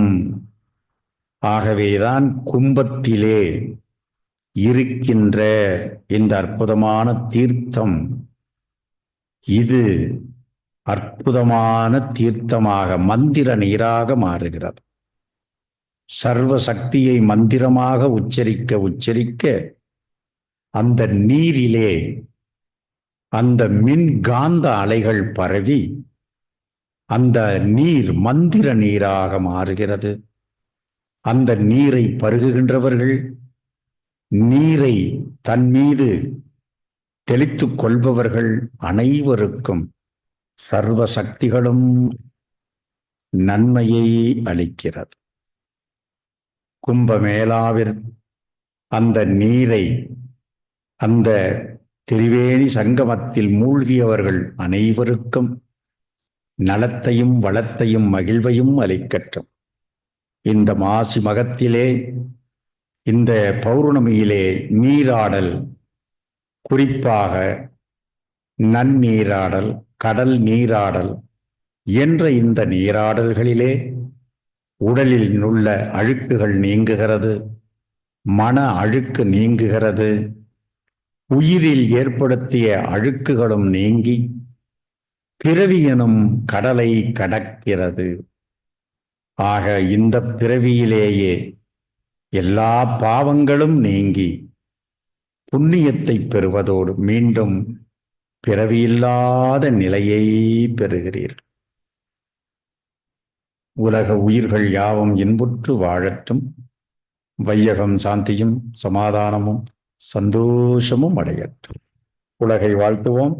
வளர்க விஞ்ஞானம், வாழ்க சமாதானம். உலக நலம் காப்போம், உலக அமைதி காப்போம், இறை அருளால் சத்திய யுகம் காப்போம்.